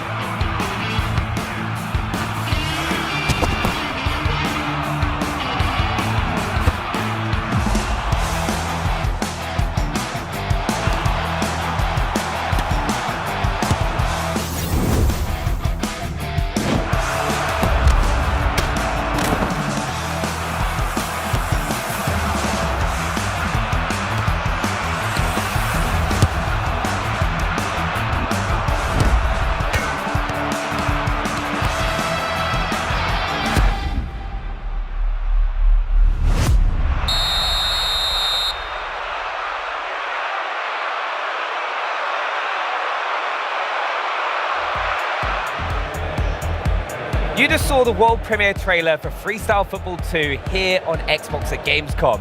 Now you're right on time to learn about all that's new in World of Warcraft. As I talk with World of Warcraft Senior Game Director Ian Hazakostas and Associate Director Paul Cubitt about the exciting updates in store for players. Now, first of all, right, Paul, welcome to the show for the first time. Thank you for having us. Glad to be here. Yeah, and Ian, welcome back as well. Like, you were here last year revealing the World Soul Saga with the War Within. Welcome back. Time for Chapter 2. It's a pleasure to be back. Yeah, I can't believe I'm biased, but you're not wrong. Yeah, it's super cool. Yeah. It's really, really cool, especially some of the updates, which we're going to be talking throughout this segment about. But you kicked things off last night with Opening Night Live and that cinematic. Could you kind of explain for people that need to know about what that kind of showed, what's happened up to that moment? Sure. I guess a little bit of a story so far for the World Soul Saga. So yeah, the gist of the story of War Within. So heroes around Azeroth began hearing these voices, seeing visions, these like dark omens, from messages from the World Soul herself about darkness coming. That led to a surprise attack on the city of Dalaran, the destruction of our beloved city of Dalaran, and the nature of the threat facing us being revealed. This powerful entity known as Xal'atath. So over the course of the World Soul Saga, over the course of the War Within, we've been trying to kind of keep up with her. She's been one step ahead of us along the way. At the culmination of the War Within, as we just discovered, she kind of ascended to a new tier of power and is finally poised to really unleash the power of the Void upon Azeroth. Yep, and that leads us directly into what we saw in the trailer yesterday, which is Xal'atath and her devouring host at the gates of the Sunwell, ready to threaten everything that's dear to us, and our beloved elves, Lorthamar, Liadrin, and the rest of them all mounting a defense along with an intercession from the Sunwell itself. Super exciting stuff. That is the beginning of the expansion, which you saw in the trailer there, and that leads directly into the story. Yeah, I still can't get over last year with the War Within, with the VR experience for the destruction of Dalaran. But that was one of my favorite cities in the old expansions. But we're also returning to some areas that players are going to really know. Can you tell us a little bit about them? Yeah, if Dalaran was one of your favorite cities, it was one of mine too. Wait till you see Silvermoon V2 in Midnight. So we are going to be returning to, among other areas, the old Blood Elven lands, first introduced in Burning Crusade, fully reimagined and expanded now. It's Eversong Woods, the Ghostlands, and of course Silvermoon City. Still, a Horde city at heart with some Horde-only districts, but under these pressing circumstances, they have opened their gates to the Alliance to mount this final stand against Xalatath's forces. Yep, and that's just the first of the zones that we have. After that, you'll head into Zulaman, City of the Trolls, the Amani Trolls. We first saw Zulaman back in Burning Crusade era as in the form of a raid, but it's been expanded into this enormous zone now. Everything in that zone is big. It's sort of like a primordial Pacific Northwest. Everything's a little wet too. A very, very cool space. We also have Herondar, home of the Heronir. This is, the Heronir we met during the War Within. They're a race who are sort of this enigmatic, elf-like race. We don't know a whole lot about them. We're going to learn a lot more once we go to Herondar and learn that not all of them are as welcoming as the few we've met, Orwena and her crew in the War Within. And lastly, we're going to go into the Void Storm. This is basically Xalatath's space of operations where she is mounting her attack against Azeroth. We find our way into the Void Storm and take the fight to her and the Devouring Host. Super exciting, a bunch of beautiful zones. Yeah, I can't actually wait for Zulaman again. I still have memories of just the endless attempts of trying to get the Amani Warbear with that speed trial. So it's going to be really fun to go back. And of course, go to Silvermoon as an Alliance player. It'll be fun. But with all these new areas, what are some of the activities that people are going to get into when they go there? Well, the first, I think, is you're going to have the campaign, a new campaign that takes you through these zones, and it does so in an interesting way. You'll start by going into the city of Silvermoon and then into Eversong Woods, but after that, players are presented with a choice. Do they want to go to those two of those other zones I mentioned, go straight to Zulaman and learn a little bit more about the Amani Trolls, what's going on there? Do they want to go into Herondar and learn about the Heronir? Or do they want to go on a third chapter of the campaign, which is actually a little bit different? It is not tied to any particular zone, but it takes you to some of the older places in the world, places like Light's Hope Chapel, places like Strathholm, a couple other interesting places as well. And in that quest line, you'll be working alongside Eritor, son of Turalian and Ilaria, and helping him sort of interrogate his relationship with the light. Really interesting chapter. After you complete those 3 chapters, those 2 zones in the Eritor chapter, then you move into Voidstorm. This is all in the interest of giving players a choice of which storyline is most interesting to them. And it's all done in a way which also leads you through a couple different delves. You'll play through a couple delves as part of the campaign, and a couple dungeons as well. And culminating with the campaign leading you directly into a couple of our raids. And those are some really interesting dungeons and raids we have put together. Yeah, exactly. I mean, as of course, alongside the zones, full complement of our bread and butter features for group gameplay, delves, dungeons, and you'll note that Paul said raids, plural. So I think we were kind of breaking from recent tradition in Midnight, and our initial season is going to have not 1, not 2, but 3 separate raid zones for a variety of environments, a variety of foes that will kind of unfold themselves over the course of season 1. I actually love that, because back in Karazhan and stuff like that, where you'd go to Gruul's Lair, it's nice to have that variety hopping in. But for players that are hopping in for the first time, right? Because I think the World Soul Saga has been great at bringing in new players and also returning players. What kind of features have you got for them to hop back in?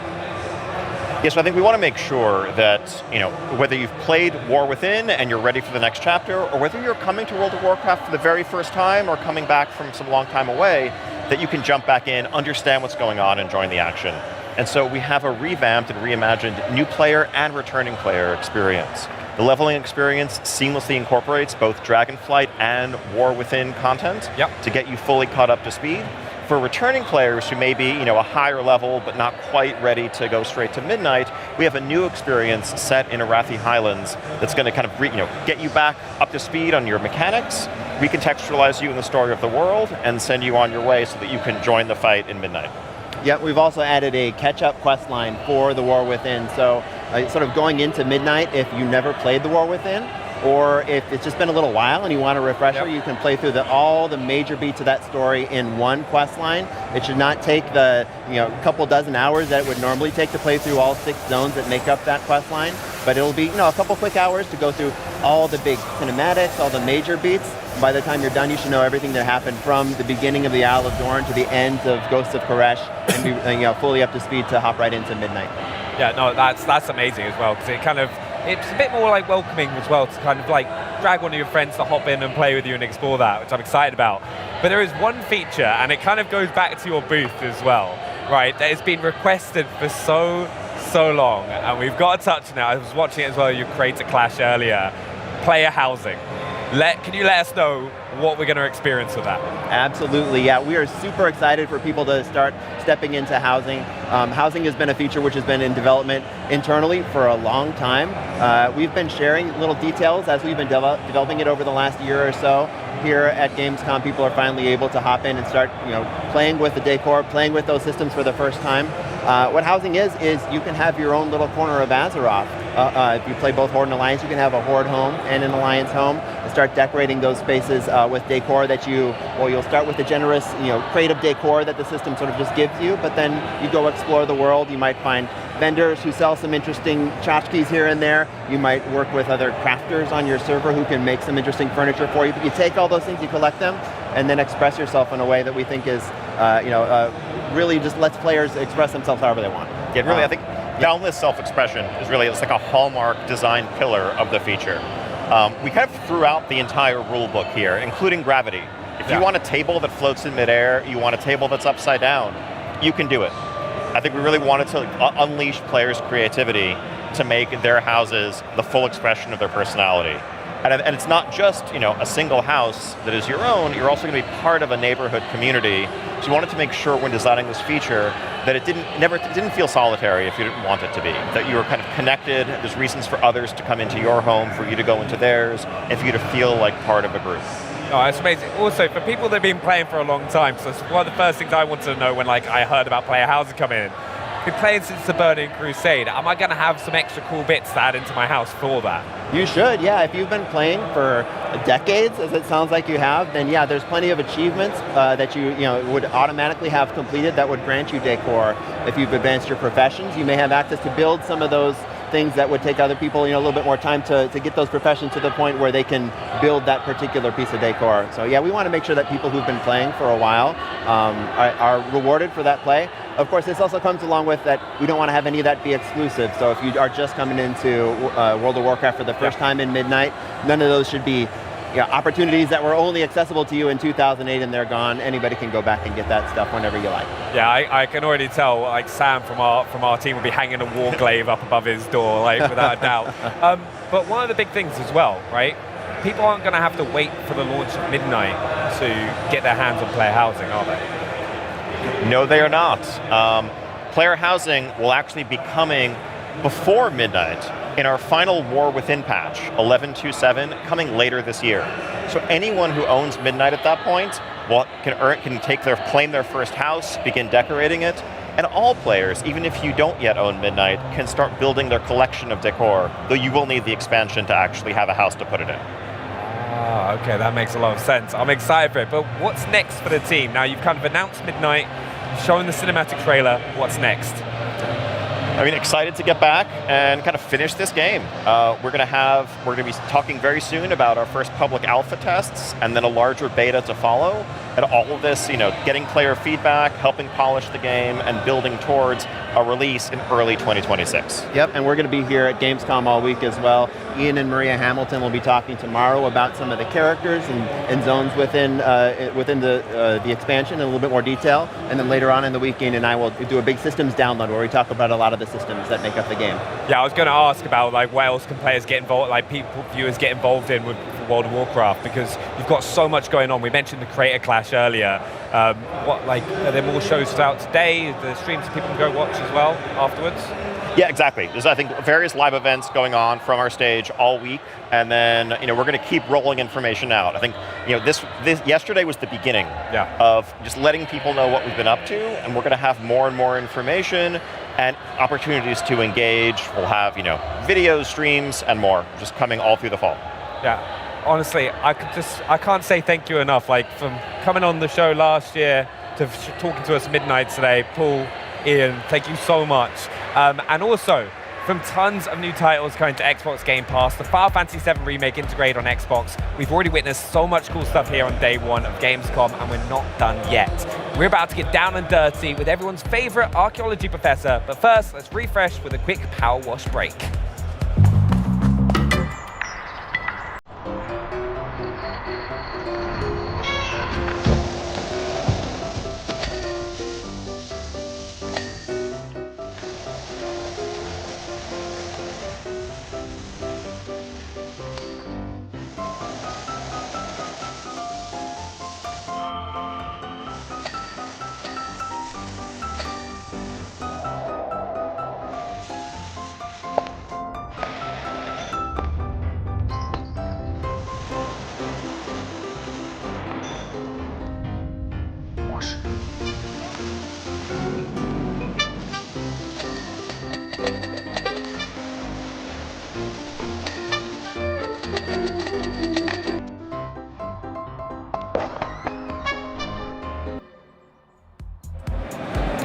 Gosh, it's just so strangely satisfying. And hey, if you happen to uncover any ancient artifacts in the mud, then I know just who to call. Indiana Jones fans, get ready to take on new challenges of impressive proportions.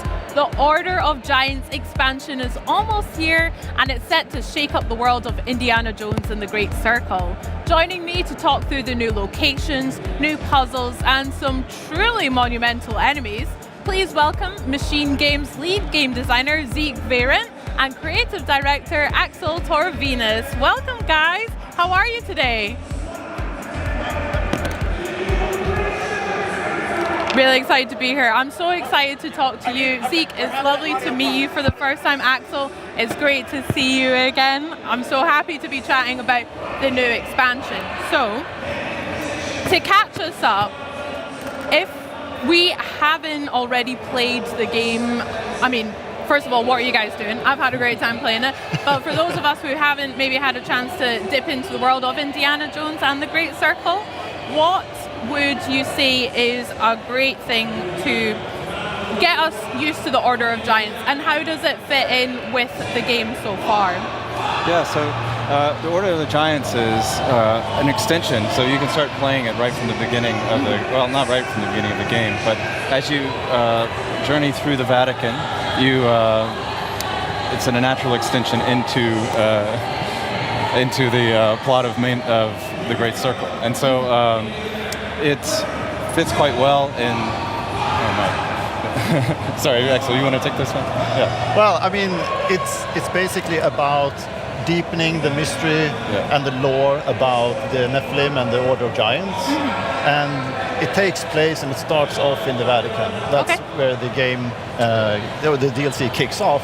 And from there we will venture into a lot of new areas, new biomes, new puzzles, new mysteries, a lot of new exciting content for you to enjoy. Very exciting. I can't wait to see what kind of the new locations are, because one of my favorite parts was obviously exploring some of the ancient Egyptian tombs in the main game. Because I've loved ancient Egypt ever since I was younger, so feeling that through Indy as well was so class. I can't wait for that. Now, Axel, you're mentioning the Nephilim Order, and I really loved Locust, obviously, in the first, the main game. But tell us a little bit more about the lore behind the Order and the giants we can expect in this game. Absolutely, and without giving away too many spoilers, because that would be boring, right? But the core premise is that within the Vatican you will encounter this mysterious character, Father Ricci. He is very obsessed with this idea of a secret chamber and a certain artifact and a relic that he's hunting for. And he asks Indiana Jones for help to unravel the mystery of him. And that sets you off on a path where we dig much deeper into the background story and the background lore of the Nephilims and the tribe of giants, and how that connects with both the Vatican and Rome as a whole, but also there are hints and hooks back to the main game. Got you. Very interesting. So, would you say the story itself is quite self-contained? How much of that is, or how much does it affect the main game, or how much can be enjoyed independently from it as well? Yeah, so it is self-contained, but it also it's something that you should be able to experience from the first playthrough. As you get through the Vatican, you find Father Ricci, you can go on this quest, or if you've already completed the game before, you can come back to the Vatican, he's there, and that'll put you off onto a new quest as well.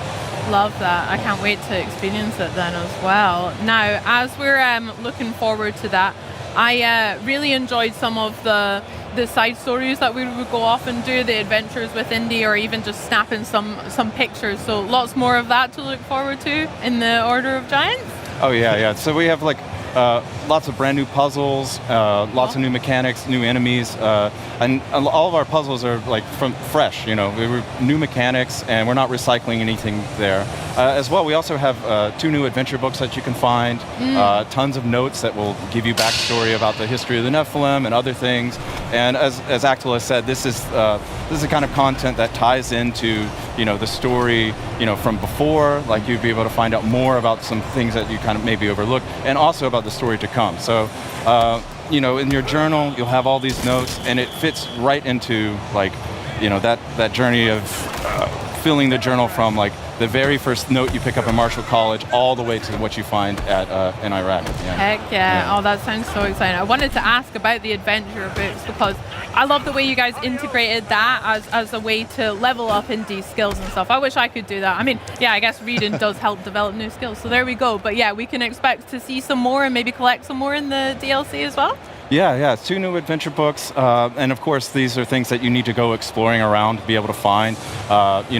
These are not locked. These aren't just like standing out in the open, but you need to go exploring, find little puzzles, solve mysteries, and it fits right into the whole idea of being Indiana Jones, being curious and always open for discovery. Got you. You guys must be so smart doing puzzles all the time in game and in the office and stuff, crafting these ones. Wow, I'm jealous. So let's talk a little bit about the process of creating the expansion itself and the development. Maybe Axel, you can start us off. How did the success of the main game and the Great Circle inform your decisions going forward into the DLC? Yeah, so it's always been the plan to kind of deepen the story and dive deeper into the aspects that we do have in the DLC. And with that being a very conscious choice, we also could make sure that we had good integration. So the game, the DLC takes place and it kicks off, within the Vatican, and there was not an easy thing to have that from a technical point of view to actually function. There's a lot of hard work from engineers and designers that's just working under the hood, that it's basically this kind of seamless transition into a DLC. So there's a lot of hard work that has been ongoing to make sure that you don't really notice that we are swapping out maps and doing a lot of technical mumbo jumbo. But it's in the end, it is this kind of seamless transition that we always aim to have. And I think that part of that conscious choice very early on helped us making sure that the experience in the end when you play the DLC is that it fits perfectly within the Great Circle experience. Love that. I mean, I don't want to gas you guys up a little too much, but I just had such a blast with the first one as well, especially with the puzzles and also just uncovering the Vatican and all of the locations we went.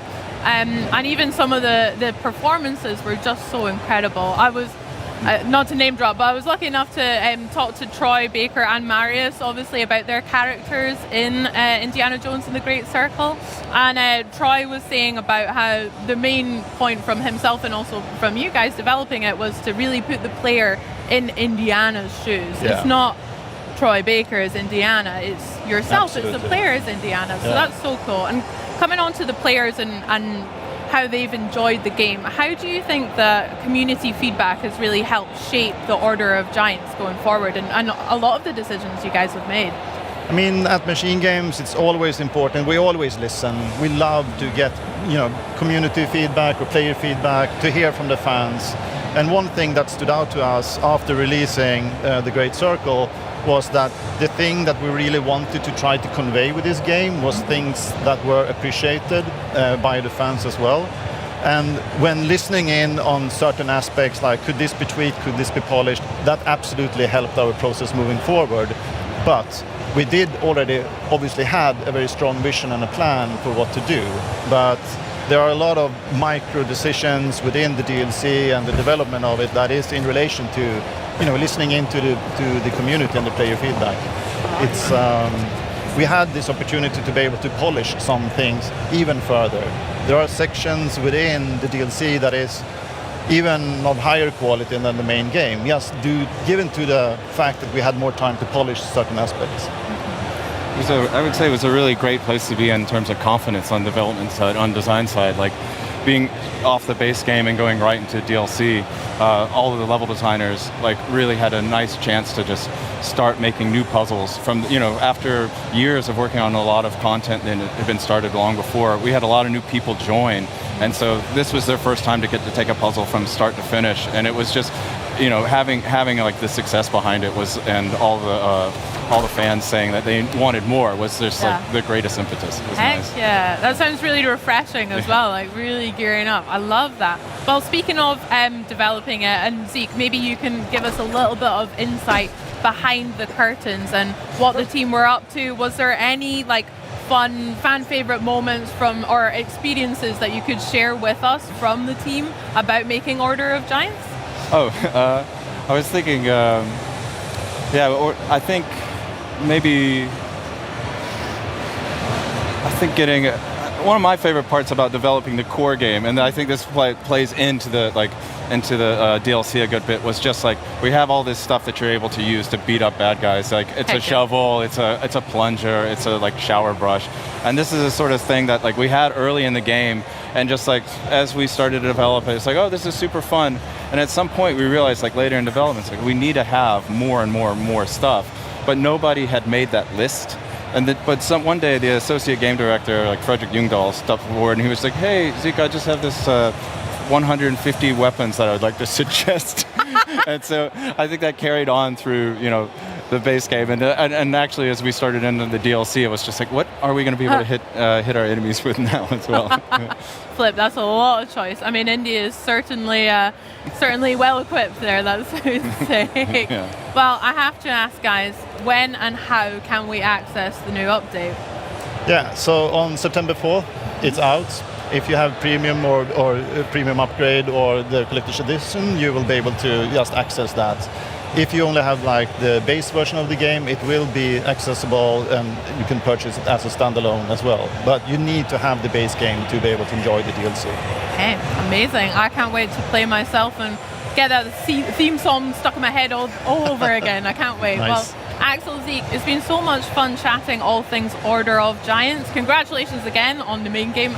Can't wait to play it, and maybe we should go over to the Indiana Jones booth over there and have a look at the puzzles there. Yeah, but indeed. Thank you guys. Thank you. Now, from ourselves here at the Xbox at Gamescom broadcast, we have a very special edition of the official Call of Duty podcast.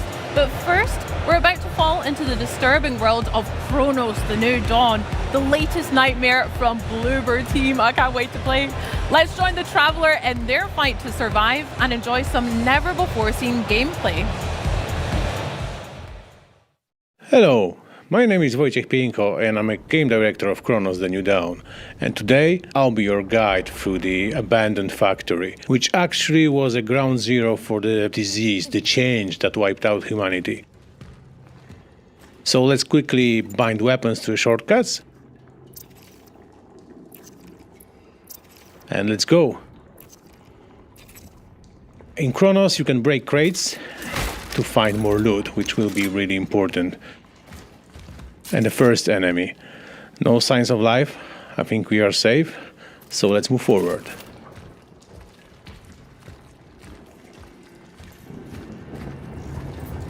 And these guys are definitely alive.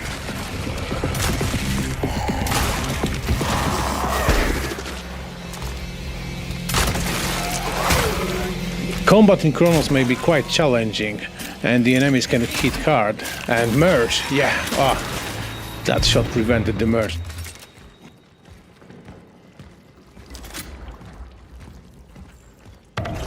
And the biomass can also spawn monsters, so be aware wherever you are. And this guy also wanted to merge, but not on our watch. Let's use the flamethrower to interrupt the merge, stun the enemy, and finish him off with the shotgun. We are calling it the Hammer.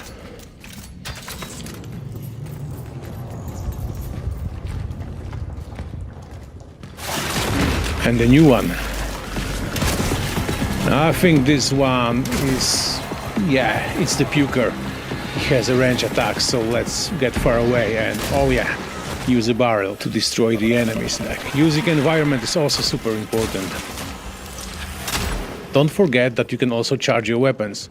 So please notice that the Traveler sometimes presses the trigger to fire like a single bullet, but also sometimes charges it so the bullet will have more damage, but will also got like a piercing ability. Of course, I'm talking right now about the pistol.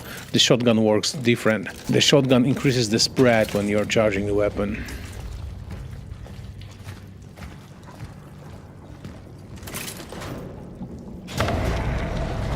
And the big guy just woke up.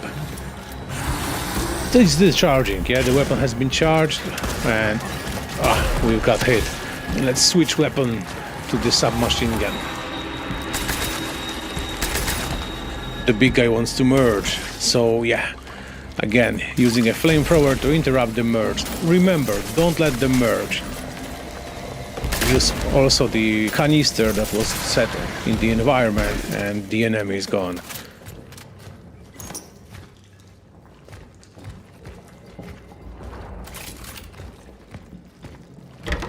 It's worth to exploring the area to find like a supply boxes left by the collective and other travelers.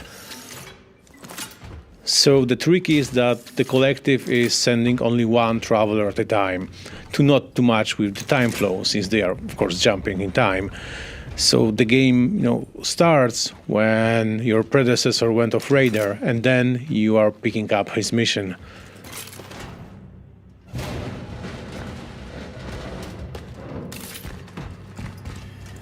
Let's squeeze through, and I can hear some monsters. Oh, and the soul, the essence of someone we extracted before is talking to us. Oh, the Joe grabbed us. We called this monster Joe. It's like a sticking or being attached to a wall, ceilings, and it can grab you as a traps. But you can hear them always, like, yeah, there is one more. And now, he will not grab us. We can safely loot the place.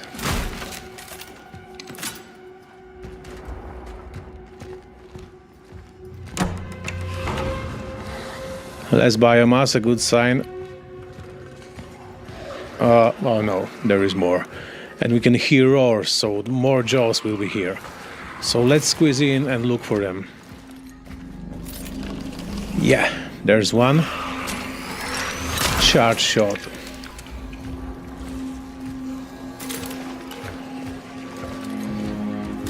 And more growls means that the area isn't clear yet.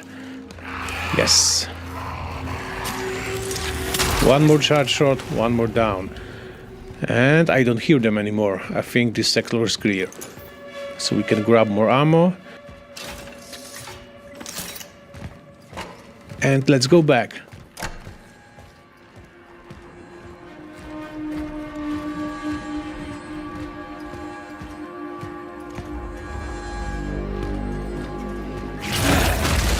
Oh, this one has spikes on its body. It means that, yeah, it's more powerful than previous monsters. He hit really hard. Reposition is a key to victory in Chronos. Yeah, you need to act fast. Yeah, charge your weapons like this. That was a juicy shot.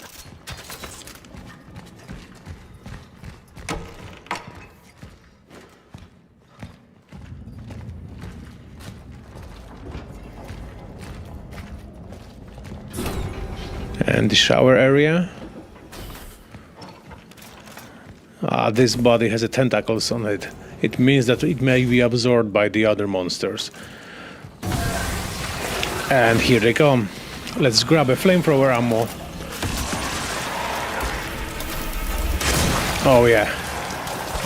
Now we can interrupt merge again.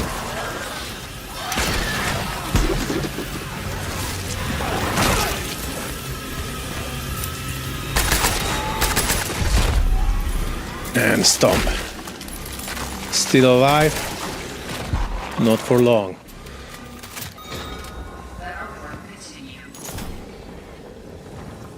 The gates are detecting monsters and they are sometimes closing you with them, but if you dispatch them, the gates will open. Those gates are also built by other travelers to lock some areas infested by the monsters.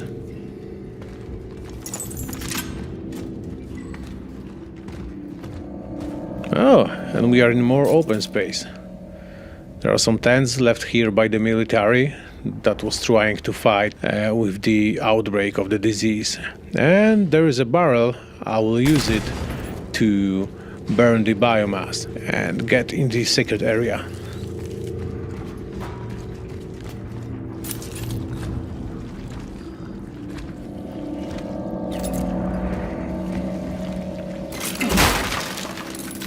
A shell patch.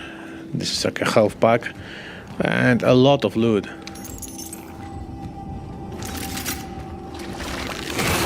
And here comes the armored enemy. Its body is covered with the armor, so you need to aim at the exposed parts. Oh yeah, you can see that the bullets are bouncing off the armor, but I think the chest is exposed, so yeah, let's use it against him.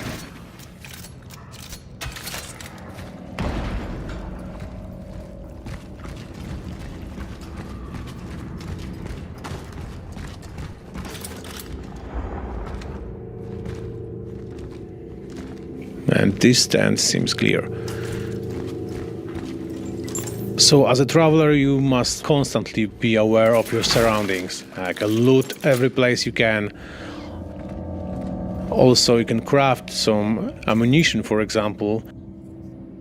We need to make a space for more crafting materials. So yeah, torch fuel also will be needed. And now we can grab more metal scraps from the shelf. Use a health patch to heal ourselves, and let's delve into the rest of the factory.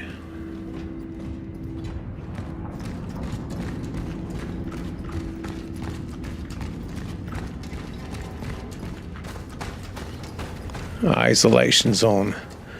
Doesn't sound good. I think that's a great place to stop. Thank you.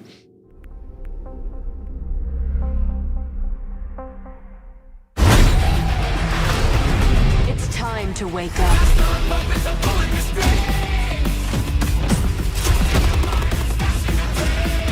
No more games. This ends now. Call of Duty Black Ops 7.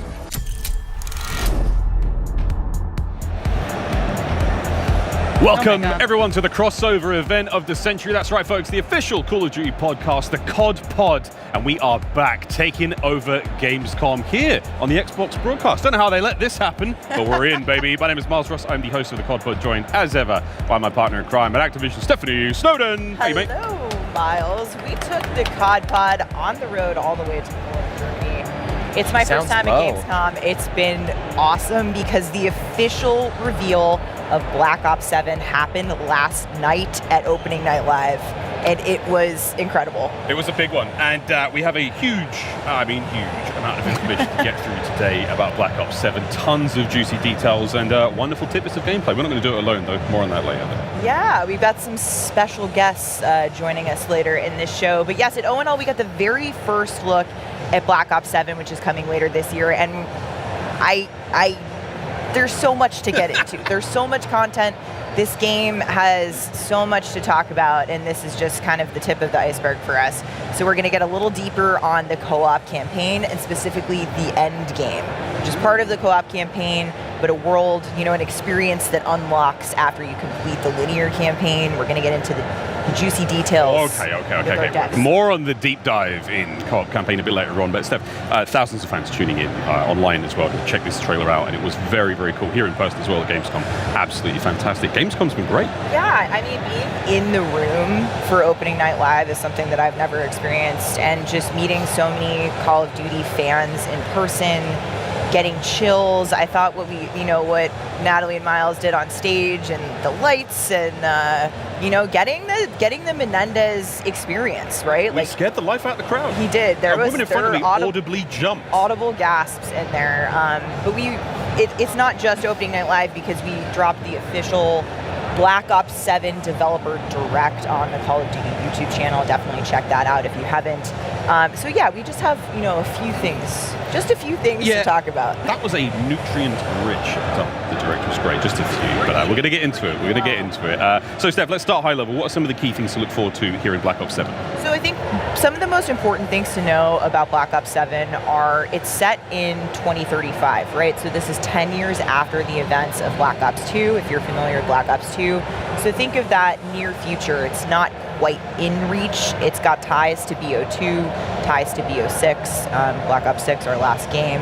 And like I said, so much content. We have the 3 core modes with campaign, multiplayer, and zombies coming to Black Ops 7.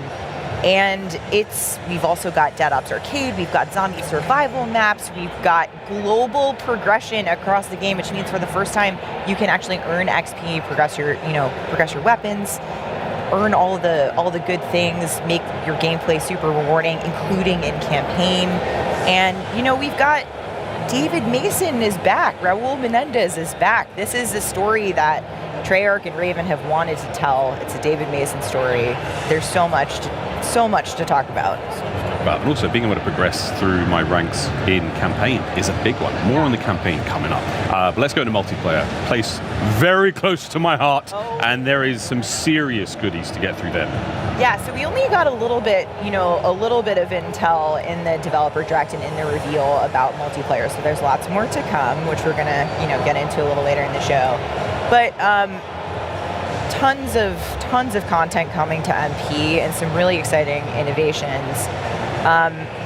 Maps, maybe we jump in there. Well, 16 of them, right? 16 6v6 maps, which is a lot. That's a ton to get through as players. 3 of those will be remasters, absolute bangers there. Yeah, Again, Raid, Hijack, and Express. Yeah, some absolute classics. There we got to look at Raid in Japan.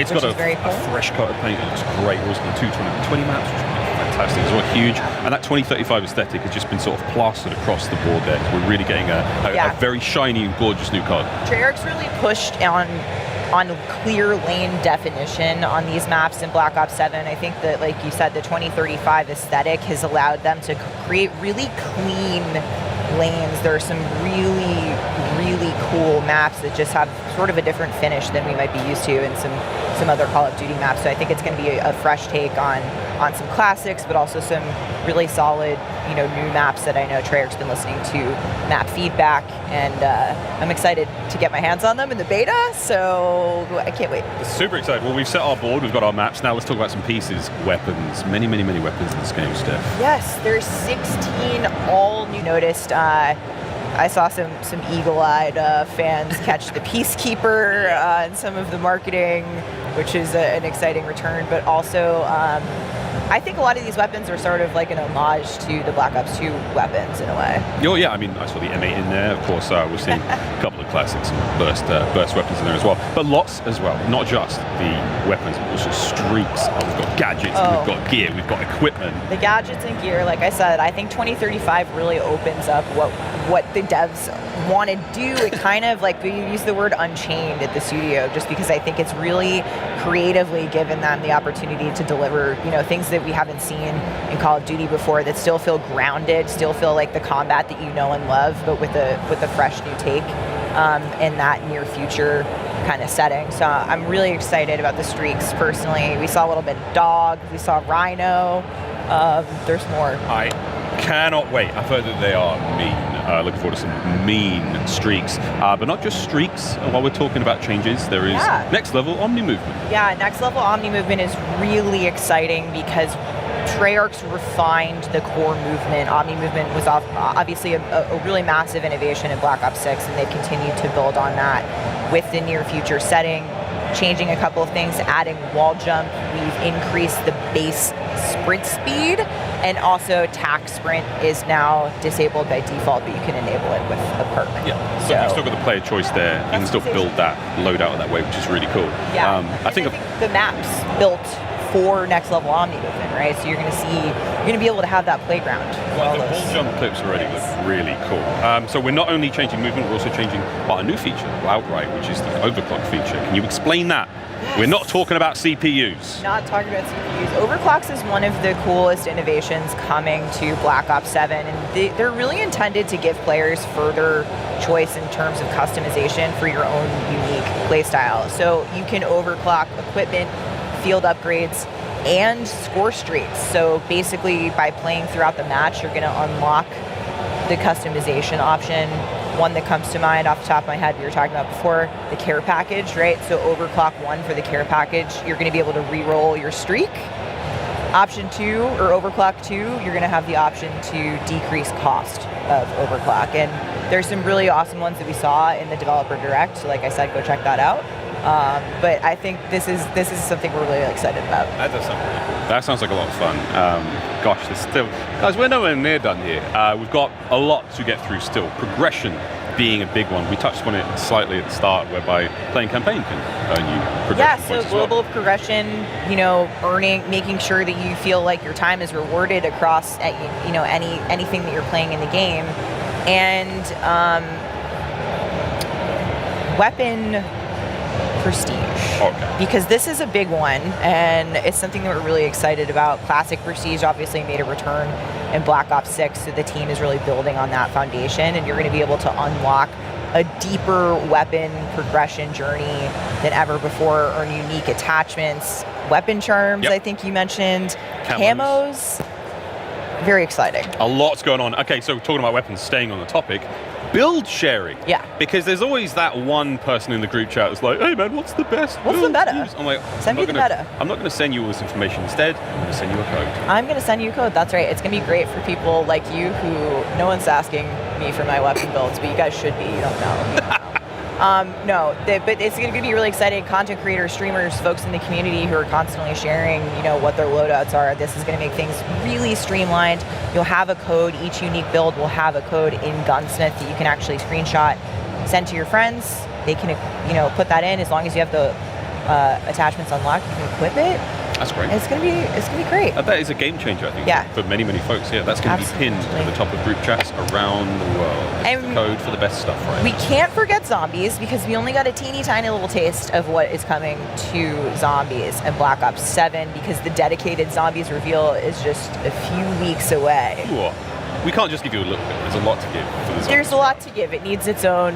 We had to make a zombies week out of it, basically. A week of zombies goodness. Yeah.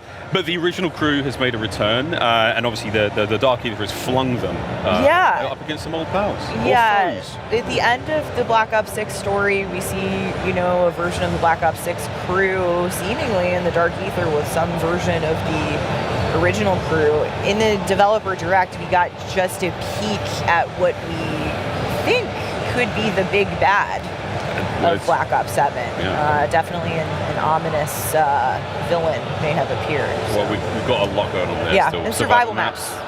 Jinx. So excited. They're back for the first time since BO2. Really, really exciting there as well, Steph. Can you tell us about that? Yeah, I mean, look, I think this is definitely the how long can you last in tighter spaces kind of vibe, and I think that people are going to be really excited for that experience to come to zombies. So more on that soon before I get dragged off the desk. That's the way it goes. Yeah. That's the way it goes. But also, while on the topic of zombies still, we've got Dead Ops Arcade. That's also happening. So twin stick, top-down, zombie-centric shooter, earning XP for your progression as well. Go global. Yeah, there was a lot of hype in the chat last night when the Dead Ops Arcade 4 announce was there. And so this is so cool. If you don't know what Dead Ops Arcade is, Treyarch, has put this in the last, some of the games. And it's a really exciting experience because it's a game within a game. And now you can earn XP for playing that as well. So more on that. I get to hear this sort of Black Ops 7 rank up sound in every mode I'm playing now, which is going to be fantastic. Well, up next, we're going to be diving into the co-op campaign with our guests from Treyarch and Raven. But first is the official Black Ops 7 reveal trailer. They want you afraid. Fear makes you easier to control. It's time to wake up.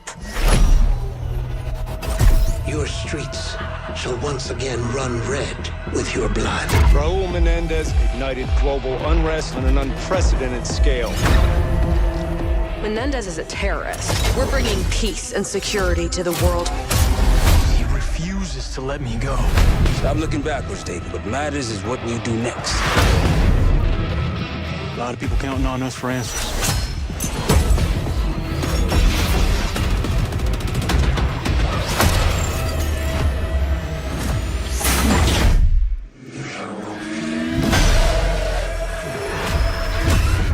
Inspector 1, report. Need a sit rep.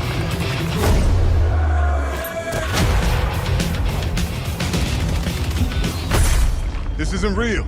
The hell it ain't!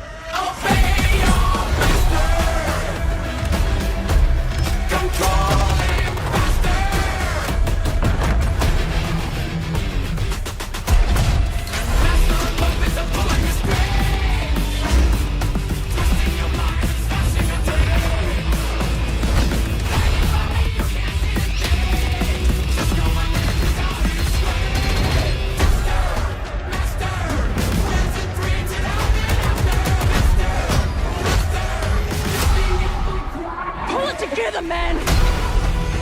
So eager to leave, David.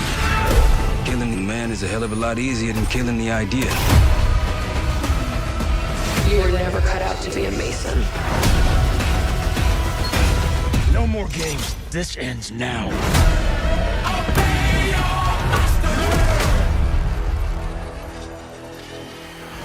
Get the Reznov Challenge Pack when you pre-order now.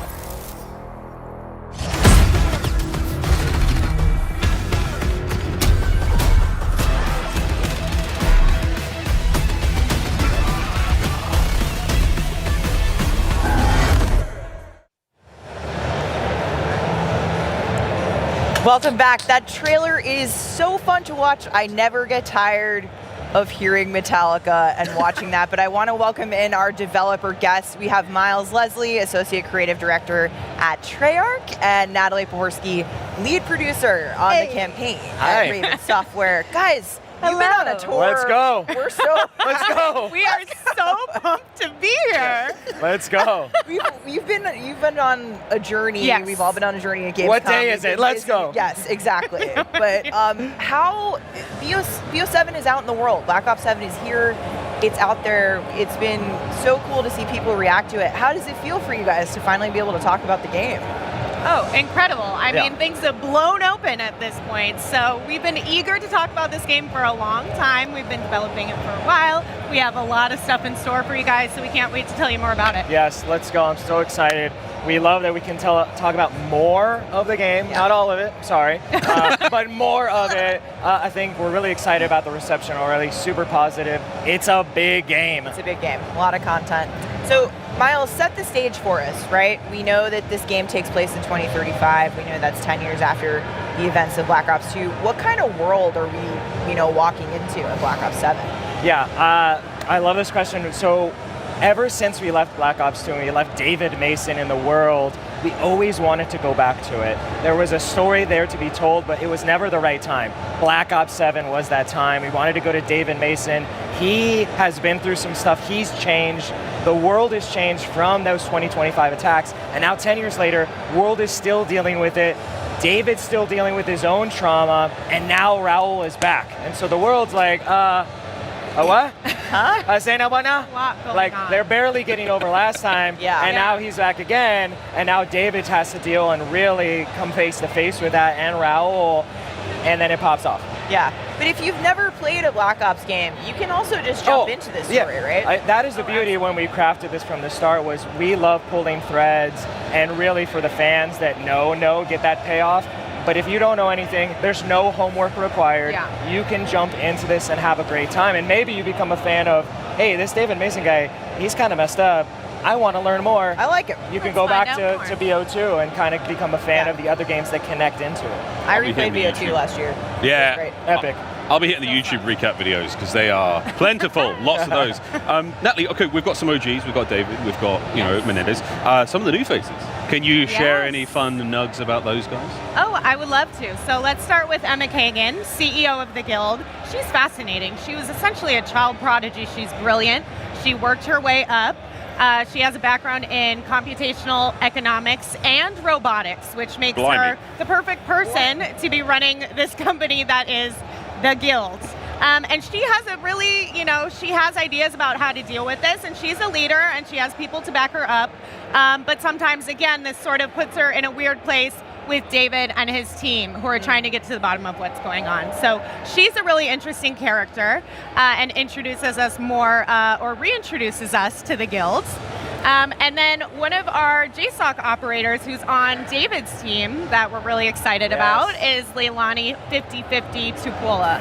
And so she's a soldier from New Zealand who is so dedicated that she, after being diagnosed with a degenerative disease, she was taken out of the field and she opted for limb augmentation to get back. So she's got a bionic arm and leg, and she is intimidating, but she also has such a fun energy and personality to her, so she's a great fit for the team. Yeah, she was doing some really badass stuff in the trailer. She, as soon as we saw her in game, and even when we met Frankie Adams, who plays, we knew she was like, oh, she's just always been in Black Ops. Like, it just fits. She's such a good fit. I saw that foot as well, that giant mechanical foot, and I was like, oh, that's going to get used. So let's talk a little bit about gameplay, Miles. This is a linear campaign, but we know that Black Ops delivers on these mind-bending experiences. So in terms of mission variety, what can we expect the campaign experience to be like? Expect the unexpected. We wanted to really push on that variety. You heard us talk about it yesterday. You saw it in the trailer. We're going to a lot of unique places. Some real, some are bend reality hallucinations that you'll understand why in the story. But we really wanted to push into that 2035, Japan, Alaska, Los Angeles, Angola, and that is spread also not even in co-op campaign, but also in multiplayer, where you can revisit these locations that have narrative and story tie-in as well, which is really exciting, and really feels like we're pushing it. Like, you haven't seen this. Yeah, and what about Avalon? I've heard that, Avalon is a big part of the campaign. What can we expect there? Yeah, Avalon's great. Natalie hinted at, we've been seeding this. We kind of first got introduced in Avalon and Black Ops 6, and now you get to kind of see the whole thing. First, through the linear campaign, you're going to get little pieces of it, and then after you complete the main campaign, it all unlocks an end game, and really all of Avalon opens up, and now the world is your oyster in the end game of Avalon. More on Endgame in a moment. Yeah, I'm pretty sure. Sorry, I'm excited. I'm excited. Oh yeah, I'm pretty sure I saw Avalon. I fell out of Skyline, and I was like, "Wow, this is nice." I know Miles was like, "I'm always falling out of that window on that map," and I was like, "That's you're there." Also, Stakeout is in Avalon. Stakeout's in Avalon. Well, you can also what do you fall know? into that courtyard in Stakeout. Yes, you can. So there you go. Oh, don't reel it back. Reel it back. This is the job of the host. Okay, back to the campaign. What makes this campaign unique, Miles? Because obviously, COD bombastic time every time. Endgame sounds pretty funky. Is there anything else you can share that makes this one unique? Oh yeah, I think from the start we wanted it to be a co-op experience, and that's twofold. One is the story. Natalie touched on this. Our characters in our hero squad, the four of them, they're like a family. They're like, each is a piece of a puzzle. Natalie said this, and I love this term, is we put them together, they play off of each other, but as we were developing, we wanted players to immerse those heroes as well and really embody each single hero, and now you can do that with your friends. It's a shared experience, it's really exciting, and then on top of that, we really wanted for the first time that you and your friends can really move between any part of the game, and that was huge for us. So you want to jump game's co-op. the whole game. You want to be in co-op campaign? Great. And then you're like, hey, let's do MP. Go to MP. Done with MP, let's go to zombies. Done with zombies, let's go to endgame. Done with endgame, go to DOA 4. It just keeps going. There's no game in the world that you could co-op the whole thing. I was running out of fingers. This is a co-op podcast. I was like all the ways. No, I love it personally because I'm a single player girly. Yeah. And so I can get intimidated by some of these other spaces, but I'm so excited by co-op because being able to explore with friends, and it's sort of this entry, into the multiplayer world, and then maybe once I get built up a little bit, maybe once I go through endgame, maybe I'll squad. jump on over. I was going to say, you can't choose your family, but you can choose your co-op team. That's true. Family. I think we found it. Okay, now as promised, we're going to getting to the end of our time with you guys. So Endgame, finally, we've been talking about it, but I really want to dig into what the Endgame experience is for the Black Ops 7 campaign. Tell us what it's about. Yeah, so this is really exciting. So we're bringing that innovative co-op campaign. Like we said, it's a linear experience. When you finish the co-op campaign, you're going to get a satisfying ending, and then really we think about it as this final proving ground, but we've been talking about it almost as an epilogue, is if you want to go into endgame, you can. I know there's been talks about it. It's optional, but it's in there and it's addictive. So you get in there, squad of 4, 32 players are in Avalon with you, 8 squads, right? And it's about getting in and surviving. That is the key. And it really unlocks everything. All of Avalon, you can now choose your operator, you can build your loadout, you can bring in all the abilities that you've been taught over the campaign, and it's about surviving and pushing into the harder regions. And it's really hard, and it's really fun, and you're gonna meet some really crazy, twisted things, and then it's about getting your operator power up. Yeah. You're gonna get progressively more powerful, and you wanna survive to the end to keep some of the cool skills you might have gotten on the way. So that's your combat rating. So That's you your are combat rating, unlocking skills and abilities as you level up That's your right. operator. What happens to my operator if I If you don't, do not escape? if you don't survive. Yeah, so there are consequences if you don't. You will lose some of those skills that you brought in, and it's a really satisfying, I want to say simplified approach to this loop, this sort of almost roguelike, you know, for us, it's pulling the legacy of zombies, right, which is a social storytelling of survivability, right? We've been doing that a long time, Outbreak, got RDC. stakes. Oh, yeah. Like, so this brings all that sort of energy into this co-op more accessible approach, which is really, really exciting. That's really, really Sick. exciting. I'm so excited for Endgame. It's super I'm sure we're addicting. going to be talking a lot about We it. will be playtesting it, and everyone's like, okay, we're done. And, I don't know. Are we? One more game. One more run. I'm one of those players. I always do the campaign first. Yes. Campaign first every time. But now I'm worried that with Endgame, I'm never gonna leave. It's just never. It's just going to be here stuck. forever. I'm just trapped. I can't get out. Not only that, but like you touched on it, the global progression. Now we're rewarding you anywhere you play, and that is huge. I could emerge. Dedicated camo track in the campaign for the first time, so you can unlock. You know, you can level up your weapons. You can unlock camos. You can do complete challenges, all in the campaign with your friends. So you're saying I could come out of my Endgame hole I've been in for weeks? Yeah. Welcome back to the light. Prestige 2, kitted out with camos and stuff. That's great. Yeah. It's fantastic. Oh yeah. I'm in. Really Sign me up. exciting. Okay, so we want to end the segment with just a couple rapid fire Do we? questions. We don't. No. I mean, we don't. Okay. There's an end game to this segment. We'll be in the Xbox booth. One more run. Okay. This is just give me the Top first off name of the that comes dome. to mind. Which Off the dome. Black Ops 7 character are you picking to have your back in a fight? Miles. David Mason. I know that he's going to, he's either going to shut it down or he's going to protect me because I'm a little baby bird protect, behind. You're like, get he him, also David. attack. Yeah. Natalie. I would say Samuels, because I can be a little chaotic, That's a good and one. he would bring me down to earth. And He's the level-headed He'd be like, have stand my down, back. Natalie. Yeah, stand he'd be down. like, calm down, I got She's like, this. pull me back. Pull me back, bro. All right, Natalie, who have you got spotting you at the gym? Oh, God. I mean, it has to be 50. First of all, I don't frequent the gym personally, believe it or not. And so I would need her as a spotter because if anything goes down, I mean, she's locked in. It's like a one-handed save. Yeah. Okay. And the best nickname. Curveball for me is we have Troy Marshall back. Yes. He's a little bit older, but I would absolutely want him as a trainer in the gym because he's got that old man energy. He was an elite operator, and I feel like he's gonna be like one more rep. I can't do it, Marshall. I can't. One more. There it is. I saw a post recently that was just like, you know, if you see Troy Marshall show up in anything, he's aura farming. Oh, and yeah. I was like, Oh, that is yeah. correct. That Oh is- yeah. He knows, Oh yeah, he yeah, knows yeah. what's up. He's got good stories too. Yes. I bet. Oh, yeah. Guys, thank you so much for joining us. so Special excited. edition of the Call of Duty been great. podcast. One more. Live Okay, I'll on stop, the I'll stop. Xbox broadcast. I know we're going to be chanting. We're probably going to get kicked out.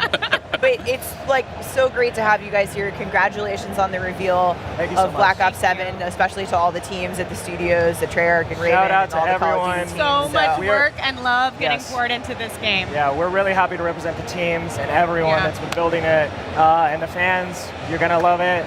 New fans, come on in. Yeah. Can't wait to not see the light of day for months. I'm really, really excited, We'll guys. see you there. Guys, thank you so much again. Thank you.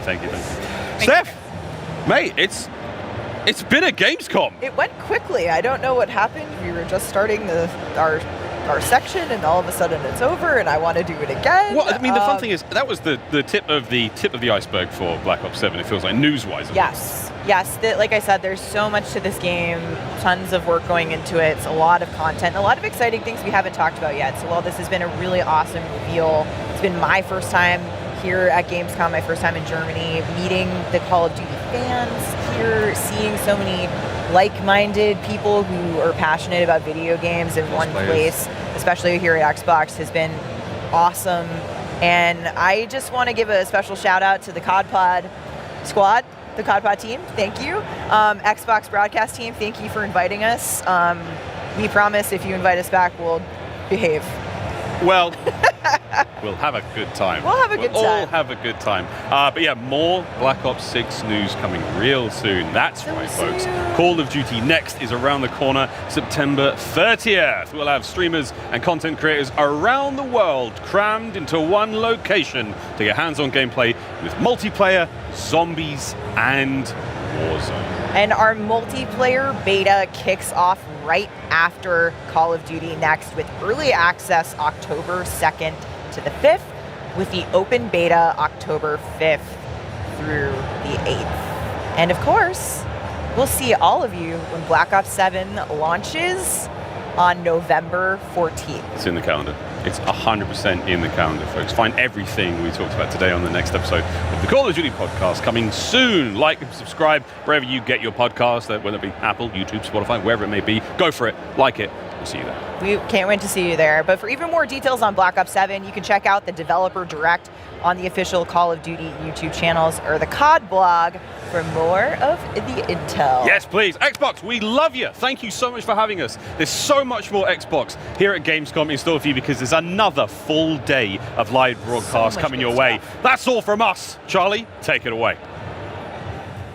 Thanks, Miles. How cool is that to have the COD Pod on the team? Fantastic.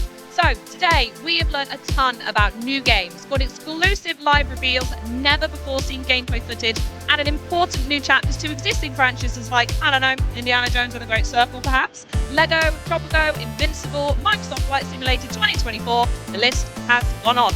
Of course, we're only halfway through our broadcast here at Xbox and Gamescom, where the fun continues tomorrow with another 4 hours of up-to-the-minute coverage on all the convention highlights we can cram in. But I want to know, Henry, how's your day been? Oh, it's been fantastic, Charlie. Thanks so much. Like you say, though, we're almost done with day one. And in case you lost track, that makes over a dozen games today that are Xbox Play Anywhere, seamlessly transferring your gaming experience from PC to console to handheld and back again. We'll be showing off even more fresh gameplay tomorrow. We're going to be dropping trailers and continuing to stack up those Xbox Play Anywhere and Xbox Game Pass rosters. We're going to have updates on Lego Batman, At Bates End, Silent Hill F, Overwatch 2, Jurassic World Evolution 3, Ninja Gaiden 4, and much, much more. We might even have a few more fun surprises up our sleeve too. Cheeky. It's going to be a rich, full day of all the news, big and small, from the world's largest games convention, Gamescom. Thank you so much for tuning in, and we'll see you tomorrow, same time, same place, new games. Cheers!